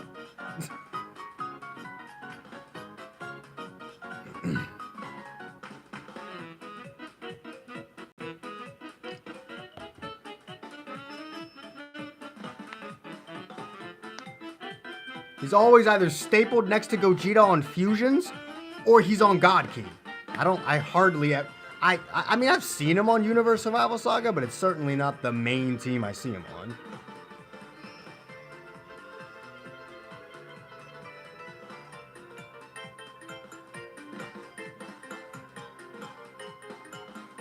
You're gonna have to start sending me these matches, bruh.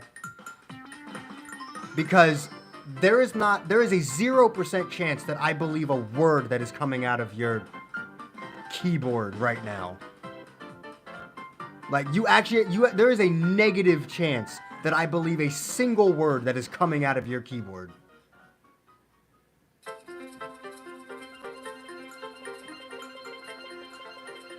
You're either completely full of shit, or you fight more hackers than any one person in Dragon Ball Legends.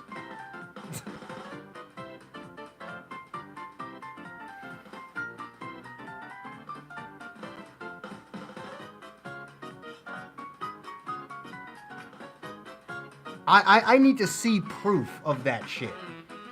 Because these are beyond outrageous accusations.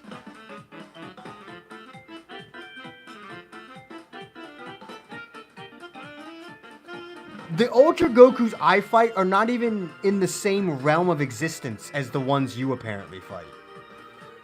They're not even like, it's not even like they're not built the same way. The Ultra Gokus I fight are not anything like the ones you fight. They are two completely different units in two completely different universes. The Gokus you fight were built entirely different than the ones that I fight in terms of their fucking kit. The fucking kits of the Gokus you fight are different from the ones that I fight.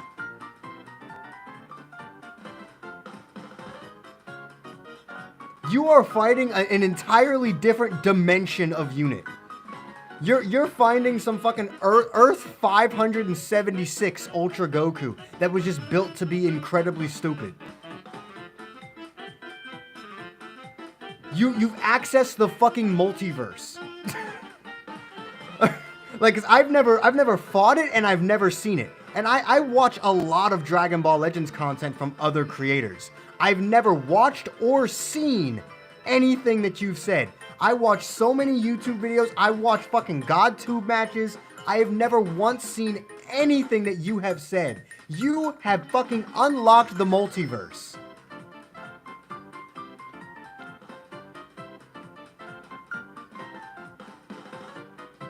I swear to God, you have unlocked the secrets of the multiverse. I better fucking see you in Doctor Strange Multiverse of Madness, because you fucking unlocked the secrets to it.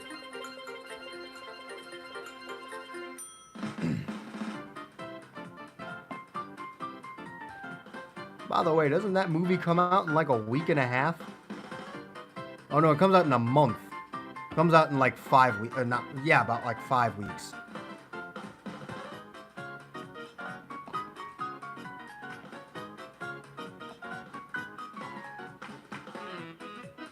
Not even like 4.5 weeks. It's May 9th, right? May 9th is when Multiverse of Madness comes out.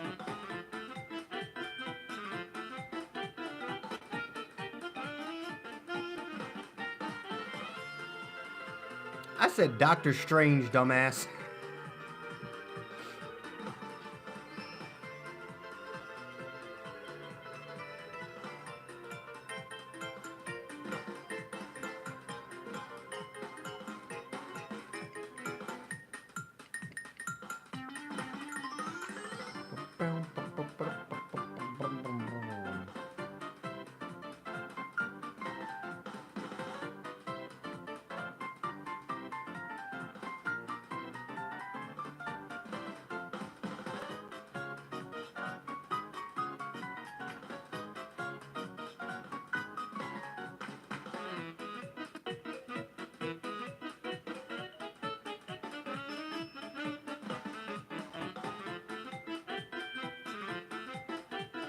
I was doing some math in my head. I'm sorry.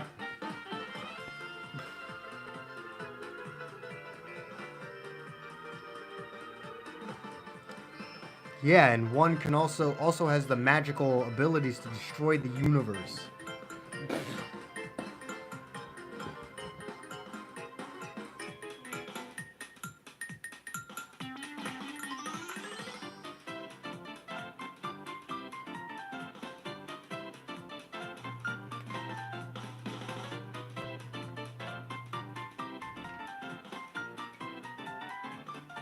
Shit.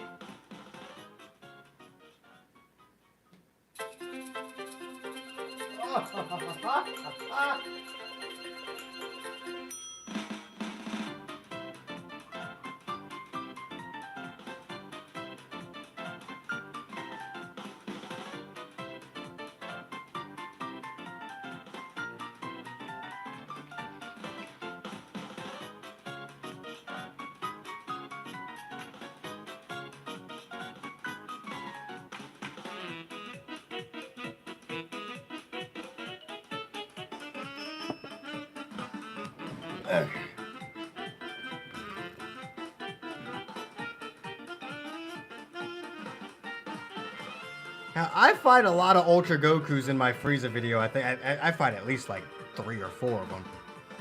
You'll be able to see that I don't deal with this bullshit. I don't. That is if I ever fucking upload my Frieza showcase. That is if that video ever fucking comes out. All that footage just sitting on my phone taking up space.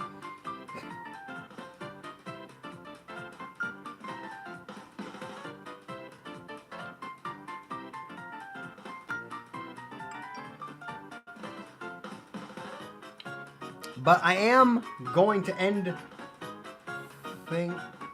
Apparently not, because it doesn't want to work. We actually listened to this fucking song on loop for 47 minutes. Alright. I am going to end things here. I do have 2 videos I want to get out. You know, maybe if I actually feel like doing something, you know, doing my job for a living. If I feel like actually doing my job, I'll fucking finally do the commentary on Frieza's video. I'm so close to just uploading the video without commentary because fuck this shit, man. Anyway, I do hope you guys enjoyed this live stream. If you did, do make sure to hit that like button, subscribe if you haven't already. Hit that join button if you can. It really does help the channel out. All the links you could ever want are in the description down below. And I will see all of you inmates back here at the asylum for the next live stream. God damn it. Peace. Back.